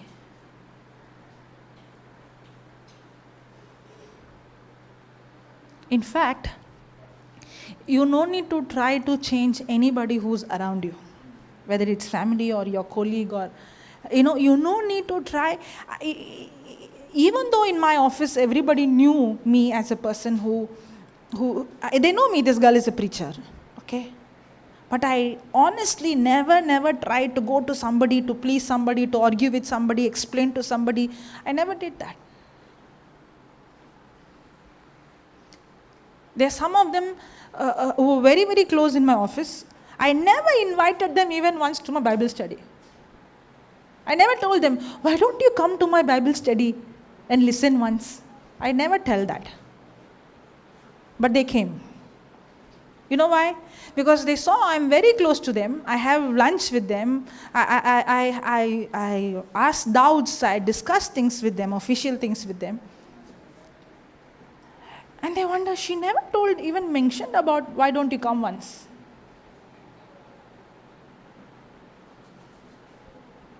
But they come.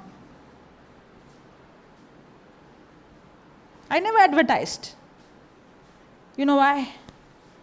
Because in my mind, I'm not here to change anybody.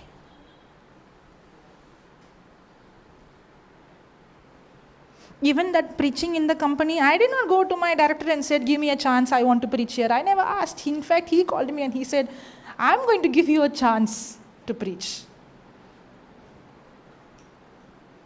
I did not ask anybody's influence. Even in when in NCH, when I came, I never asked Papa, give me a chance to preach. In fact, when he would tell me, go and preach, I'll say, no, I'm not going. Even now, many times he asks me, I'll say, no, I'm not going. You go and preach. Because my intention is not preaching.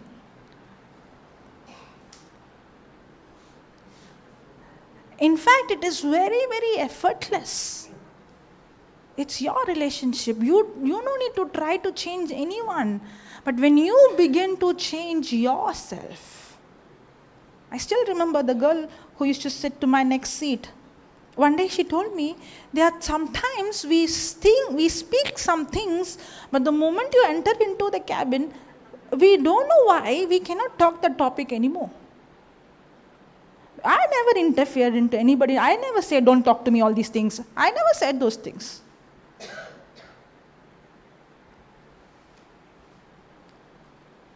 But that's why I said yesterday, sister, remember one day, I shared this. I did not tell who, but today I'll tell who the person is. One day I told you did you get married to your husband so that, correct? Remember? I gave the example. I did not tell who the person is. Today the person itself is sitting here. Did you get married so that you have someone to drive for you, buy grocery for you, buy vegetable? Or did he get married to you so that somebody is there to cook for me, take care of my children, clean my house? No, right? In the same way, God is not expecting you that you have to go and preach and you have to bring so many souls. All the other things which you do, it comes out of the relationship. And when the relationship is united in love, then that doing is effortless. There are some marriages, they do all those things, but there is no love. That's when they are stressed out. Correct? That's why many people go and do ministry work, but there is no intimacy. That's why they are stressed out. They're trying to do, to perform, to please. Thinking that I have to do all these things. And I understood with my relationship with Jesus, God is not saying that you have to do all these things. And I did not force myself, or I did not try to force anybody around me. I did in my house. That from there I learned the lesson. My training was at my home. That's why when I went out, praise God.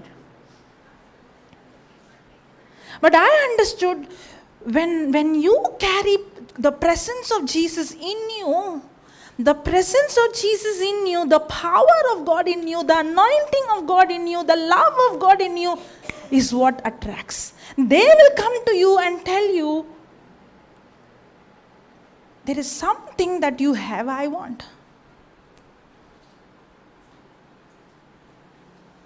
That very girl who told me, when you come, we stop our conversation. One day she told me, I could really see God's protection on you. Nobody can harm you. I can see that. There are things happening here, but it doesn't happen to you. I could actually see God's protection on you. Now, there are things that they could notice, I cannot notice.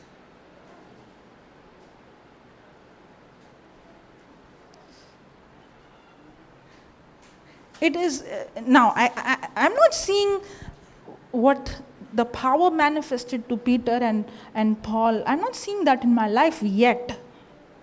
I'm not seeing yet.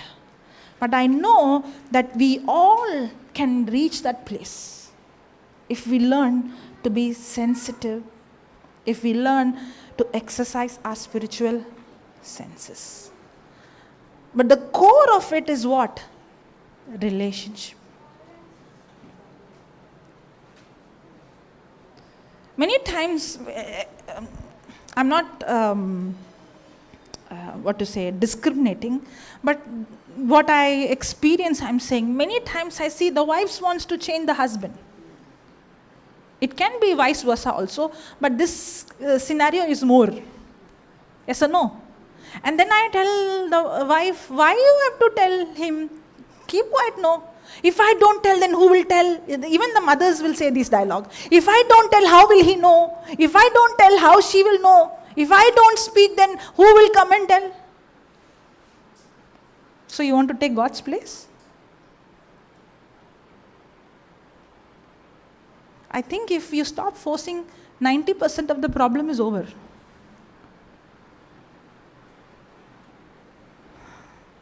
Many children are rebellious because parents force.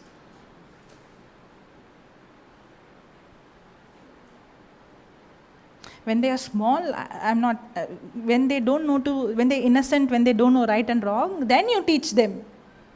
You tell them what to do, what not to do. The law is given, the Bible says the law in Galatians 3, it says the law is like a schoolmaster. So when a child is small, the mother has to tell, don't go. If you touch, I'll beat you. Why? If the child is going to touch the fire, it's going to burn. So the mother has to be forceful. But not after the child has become a teenage, you still treat the same way.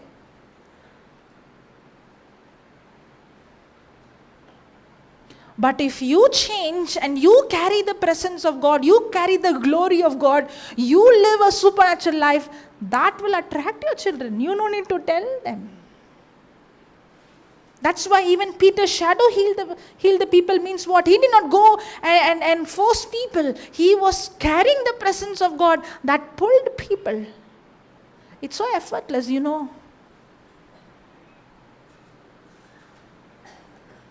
It's so effortless. That's why when Jesus was in a house, people were bringing a paralytic man and lowering him inside. Jesus did not go in search of the paralytic. The paralytic came in search of Jesus. Why? Because the paralytic knew that, the people knew that this Jesus can heal.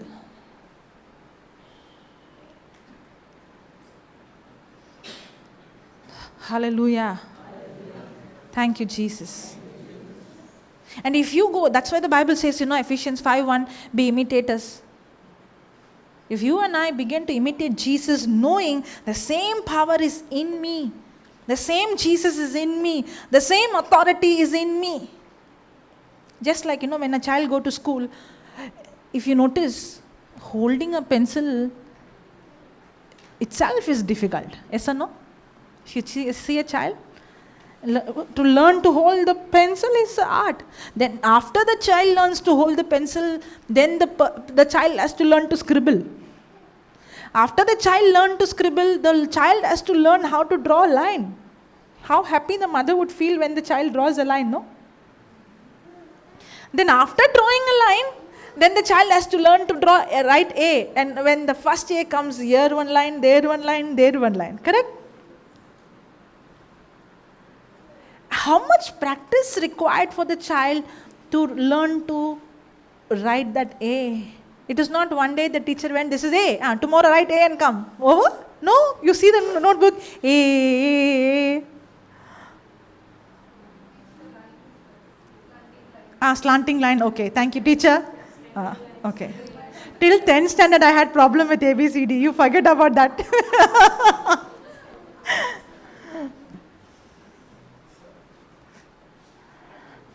But the same child came to a class, when the teacher starts to dictate, the child begins to write. Is the child thinking, I have to write one slanting line, another slanting line, all that? Or it's coming effortless? That's how it's with this supernatural. Supernatural can be taught, can be learned, and can be practiced. Maybe you are in a state where you're learning to draw a slanting line. But you can come to a place where you can be writing him without even thinking, I have to put a line here, put a line there.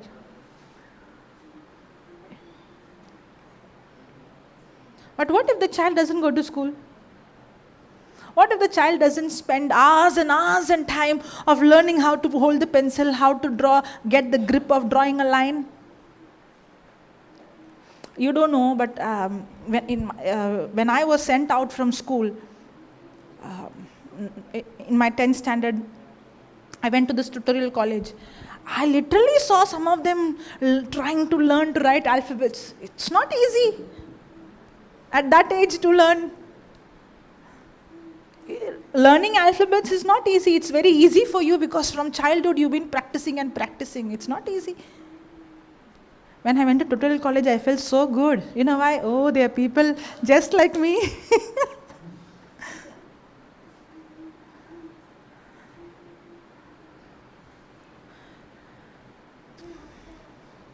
Maybe we are spiritually in that state.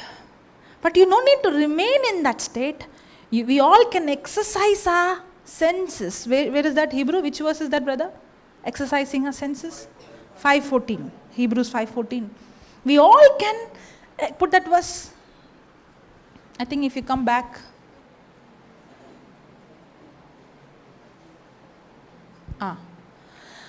But strong meat belongs to them that are of full age, even those who by reason of use have their senses exercised. How did they reach to that full age of maturity? Because they have exercised their senses. By reason of even those who by reason of use have their senses exercised to discern both good and evil. How did they reach that maturity? They reached the maturity by exercising their senses. To exercise my senses, I have to invest time. The child has to do a lot of homework. Yes or no? The child has to patiently draw that line, as she said, one slanting line, again and again. Yes or no?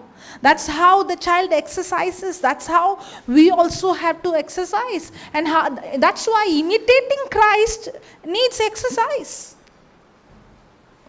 Imitating is not joke.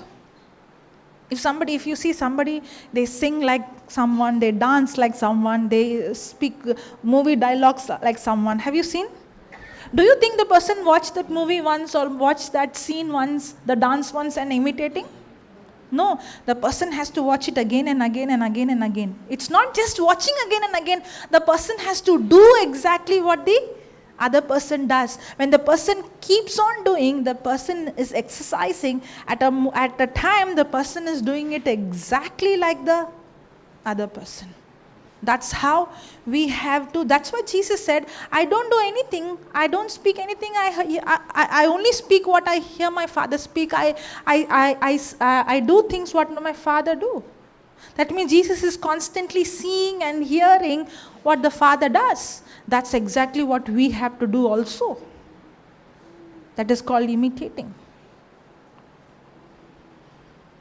Hallelujah. Thank you, Jesus. What's the time now? Oh, I want to call you for demonstration. It's 5. Shall we go till 5:30? Oh, I'm 5? Okay, I'm seeing, I have 2 country time in my mobile. Praise God. Okay, it's 5:30. Thank you, Jesus. What time is? Check and come. I can go till 6 o'clock? Yes? Then after that, how long break you want? 1 hour? Because some people said we want time to have bath and all. 1 hour break? Okay, 1 hour break. 7 o'clock we'll be back. Okay? Yes? Or 1.5 hours? 7 okay? 7 okay? Sister, 7 okay?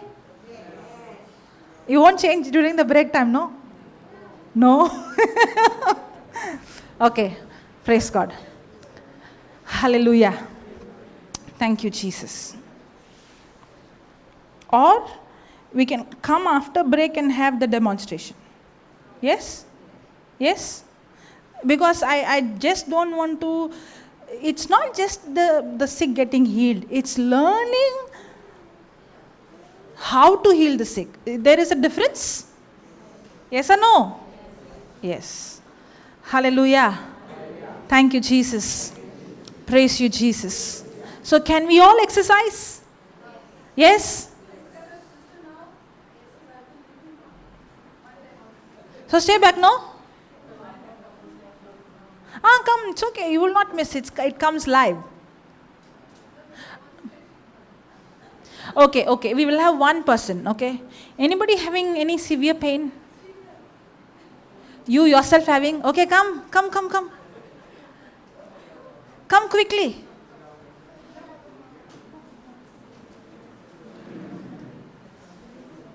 Okay, those who raised your hand earlier, no, I believe God can do through me. Come, one person come. She wants to come. Okay. What mic? One more mic, please. Yes. Leg pain, numbness and pain, stiffness actually, I don't. Okay. Praise God. So what are you going to do now? Command the stiffness to leave in the name of Jesus. And according to 1 Peter 2:24, first you believe you are healed. She's come with a formula. First I have to ask. First, this is formula. First I have to ask 1 Peter 2:24, do you believe you are healed by the wounds of Jesus?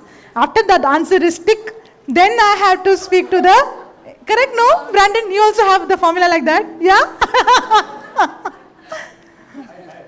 You still have? Had changed? Praise God. Okay, I don't know. Help me, Holy Spirit. See, this I cannot teach. I can only teach you how to make your heart sensitive. When your heart is sensitive, then you will begin to discern the voice of God. Hallelujah. But good, you can start. You have to put it's like, Peter has to first put his feet out, then he will learn how to walk on the water. You have to start somewhere. And I would say, for many people it might be different. For me, that start would be go and laying hand. Okay. let me tell about this 1 Peter 2:24. Now, many people are learning this as a formula. Okay. You might think the person has to say, I'm healed by the wounds of Jesus, only then the person will get healed. I also had this in the beginning. The person has to believe that he is already or she is already healed. I used to have. In fact, my own thinking is stopping. Okay? But I don't see that in the Bible. I don't see Peter and John asking the crippled man, will Jesus heal you? And then they saying, no, you have to believe you're already healed. Or Jesus asking, I don't see all these things. But why do you think we are asking? There is a reason. I'll tell you the reason why. Now, this much faith where she's willing to get a healing is enough. To receive a healing is enough. She's not saying, I don't want. Now, some people will say, no, I have seen people saying, I don't want healing. God has given me this sickness. Now, in that case, I cannot go against a person's choice. I cannot go against the person's will, because the person had made a choice to stay in that sickness and open door for that sickness. Then it is a problem. But in her case, no, she's willing. She wants a healing. That much faith or that much response, willingness.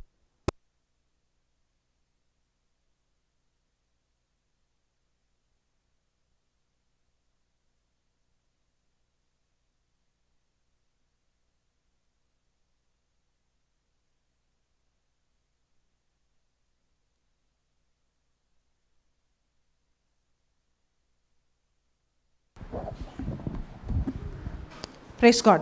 Okay. But why, the reason why we ask, do you believe Jesus will heal you? To make the person understand Jesus has already healed. The reason is, the moment the person gets healed, the person doesn't know the truth yet. The person doesn't know that God has already healed and that healing power is already given to me. That person will think it is because of my prayer this person got healed. Okay. So this person, dependency in me becomes more than depending on the word, on Jesus. The person will begin to see me more powerful. Okay. So the reason why we give that scripture, so that that scripture goes inside their heart, that by the wounds of Jesus, that Jesus becomes the center, that the person is already healed. So even when the symptoms or any other sickness come, the person knows how to fight. I am already healed by the wounds of Jesus. I am not going to say yes to this. To help that person. It doesn't mean only if that person says, confesses 1 Peter 2:24, only then the person will be healed. Not necessary. Even if that person is willing, for example, did I ask that, Mama, do you believe Jesus will? I did not ask that question. I know that I need her to operate in my level of faith. In that case, why I have to heal the sick? Everybody can operate in my level of faith, right? In fact, I am demonstrating to show that this word is real, God is real. And you can also come to the place where I am, and you can even become better than me if you exercise your senses better than me.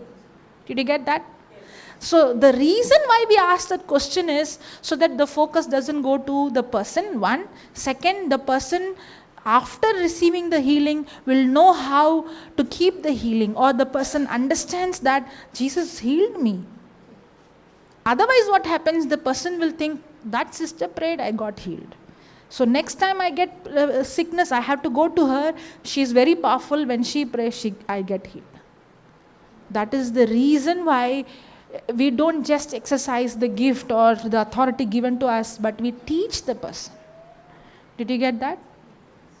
Hallelujah. Now what is happening? Somebody is making that a formula. Okay, if I have to see healing, then I have to ask this question, will Jesus heal you? And then I'm wondering, Lord, I did not ask that so that becomes a formula. My prayer or me connecting to a person is coming as a relationship. I understand my authority, I understand the power of God, and I speak to it because I understand the scripture. Did you get that? Am I confusing? Hallelujah. Why you look at me like that? Did you get that? Praise God. So, no. Good. We all are like that. So, even if you don't ask the person, okay, if for example, I see a person who doesn't know Jesus at all, I don't need to say, you have to believe by the wounds of Jesus you are healed. I don't need to say. In fact, how will I prove to that person Jesus is a Messiah, a Savior, by demonstrating to her the healing power of God? So don't go to that person and say, Jesus died for you, you have to believe. You come on, open your mouth and say, by the wounds of Jesus. Sister Sunita, remember we went to that hospital? And remember the doctor herself called us and said, we gave injection, we gave sleeping pills, one of the biggest hospital. None of this injection worked, none of the sleeping pills worked. And we went there, they all were around her trying to control her. And how much time it took for her to sober down? 10 minutes. And the doctor was amazed. She was shocked. She said, oh, this is a miracle. And next day they said, she was even discharged, right? She got, after 2 days she got discharged. Now, did we go and ask her? Did we go, do you believe, do you have faith? In fact, I even tried to translate through you, but I saw you are trying to preach she is in a different world. But at that time, did we use her faith or did we use our faith? Our faith. And did we see instant result? Yes. Hallelujah. Now, I'm not saying every time 100% I see result. There are times I don't see. But just because I did not see doesn't mean it did not work. For example, Jesus spoke to the fig tree. Did the tree die immediately? Yes, it died in the root, but he did not see. In the same way, just because when I speak I did not see at all, there are times I would speak and I would try different way. It's not that every time I go with this. Sometimes I am so inspired, I know exactly what to speak. I know exactly what to do. There are times I don't know anything, so I try everything I know.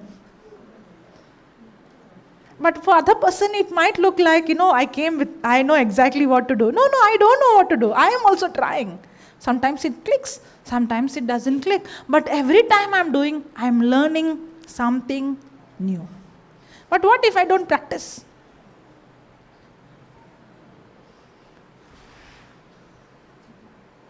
Hallelujah. Praise God. What pain you had? Leg pain. Move your leg. Wait. Move your leg. Is there pain? Okay. Stiffness is there? Okay. Numbness is there. Stiffness is there. Both the legs. Okay. Hold the hand. I'm not going to teach, okay? Yeah. Close your eyes. Somebody stand behind her. Yeah. Somebody stand behind her. Lord Jesus, I know that you have already healed all of us. And today in your name, Lord Jesus, I command this stiffness, this pain, to leave this sister and be cast into the sea. And she's set free because she has heard the truth. Your truth has set her free, Lord Jesus. And you have no authority over her because she's the body of Jesus Christ. What you said? I have? You have no authority over her. Who has no authority? The sickness or pain, the stiffness, you have no authority over her because she is the body of Jesus Christ. Lord, you have said, ask and you shall receive. And I believe, Lord Jesus, that she is already healed. You had done it long back, Lord Jesus. But now we are seeing. And I thank you, Lord, for everything. Thank you, Jesus. Praise you, Jesus. Thank you, Jesus. Okay, move your leg. Is it same? There is slight knee. Okay, is it same or you can see any difference? I can't see any difference much. It's the same. Okay. Can you okay, one thing. You know what she was doing? She is speaking to Jesus. She did not speak to the knee. Correct? She was using authority or she was praying? That prayer you can do. I'm not saying you can't do. You can do. But not now. This is the time to speak to the Spirit. This is the time to use your authority. This is the time to speak to the bones. Praise God. Okay. I'll show. Close your eyes. In the name of Jesus, I speak to you, you spirit of infirmity, you sickness, come out. Come out now. Out. Leave your body now in Jesus' name. That's God's life flowing into you right now. Life of Jesus flowing into your spine right now. I command you spine, you vertebrae, you muscles, you tendons, you ligaments, you nerves, be loosed, be relaxed now. You pelvic bone, rotate now, and go back into normal position now. Yes, that's God's power in your pelvic bone now. Rotating your pelvic bone. I command you nerves, be loosed. Be loosed, be relaxed. Life of Jesus flowing into your nerves right now.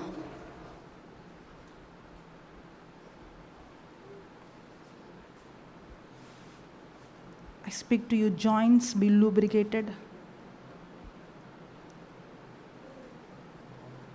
I command you, cartilages, be healed. Be recreated, be reconstructed now. That's God's creative power in your knees now. That's God's creative power in your knees right now, recreating your knees now in Jesus' name. New cartilages. I speak lubrication in your joints now. In Jesus' name. I command that numbness to go, and I command every pain to leave out now. Come out. Every pain now, out. In Jesus' name. It's God's power on you, sister. That's God's power on you. That's God's healing power. Recreating every cell, every tissue in your body.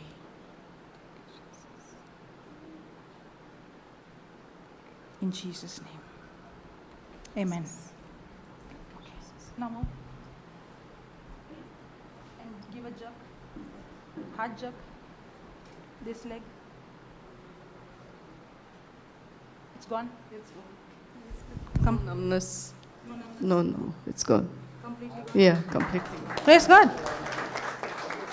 Hallelujah. Thank you, Jesus. Praise God. Practice. Yeah, remember you said slanting line?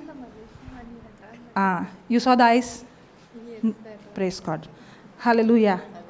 You want to say something? Just thank you, Jesus. Praise God. Thank you.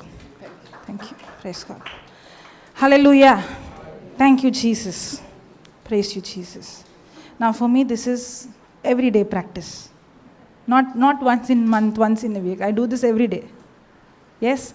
The confidence is not on my holiness. Remember, the confidence is on His word. Because it is not my holiness, or it's not what I did. That's what Peter said, right?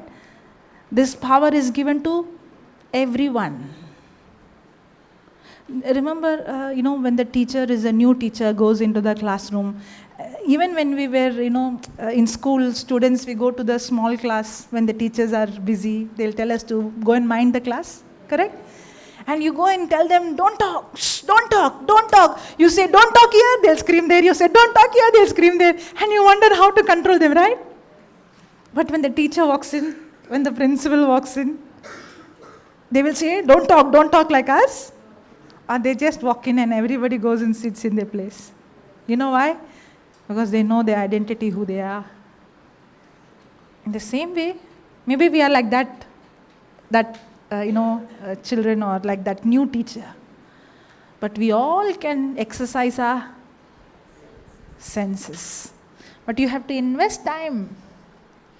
Invest time to exercise our senses. We have to imitate him. Imitation requires what? Time. You have to study, you have to look at him, you have to see, you have to hear, and you have to do what he does. And that gives you confidence. I'm not satisfied what I see now. I know there are some healing, 100% I'll see result. But there are some areas I'm still exercising. But I know for sure I'm not where I am today, like how I was yesterday. And if you see me next year, I will not be in the same place where I am now. Because the Bible says we move from one glory to another glory. I'll be seeing healing which I have never seen before. But I will not work hard to get it. It comes out of a relationship. It is effortless. Did I shout? Did you see me raising my voice? Or did you see me? If the mic was not there, you would have not heard me. Did you saw me getting panic? No. Hallelujah. Thank you, Jesus. Praise you, Jesus. It's not the person. It's not about me or that sister. It's not that she has exactly what I have. But she has to exercise. It's just like how you go to gym and you see somebody carrying heavy weight. Doesn't mean I can't carry.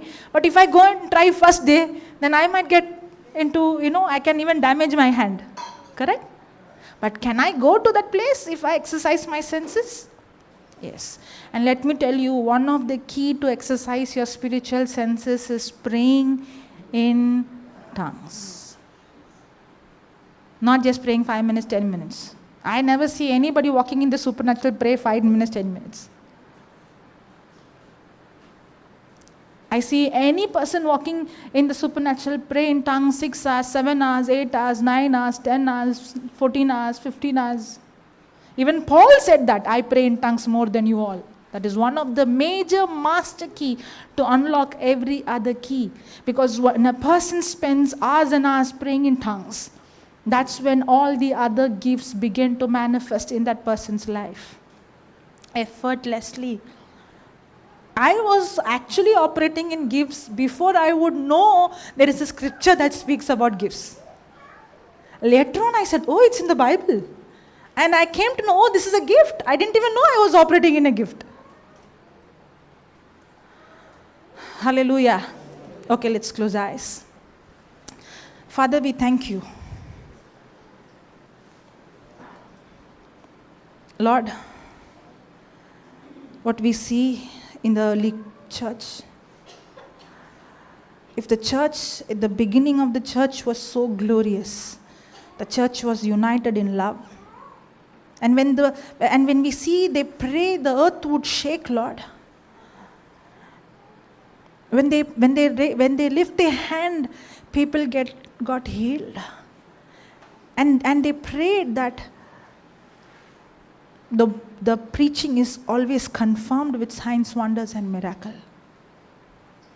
Even when they were put in the prison, there was a earthquake, supernatural earthquake in the prison shook. And there was a mighty conversion took place in the prison. Lord, when I see, if the beginning was so glorious, and the same power is given to us, help us, Holy Spirit, and teach us, so that we can also walk in that glory, to be a witness for you to the ends of this world. Not just by words, but by the power and the demonstration of the Holy Spirit. In Jesus' name we pray, Father. Amen. Praise the Lord. Hallelujah. Let's give the Lord a big hand. Thank you, Jesus. Praise God.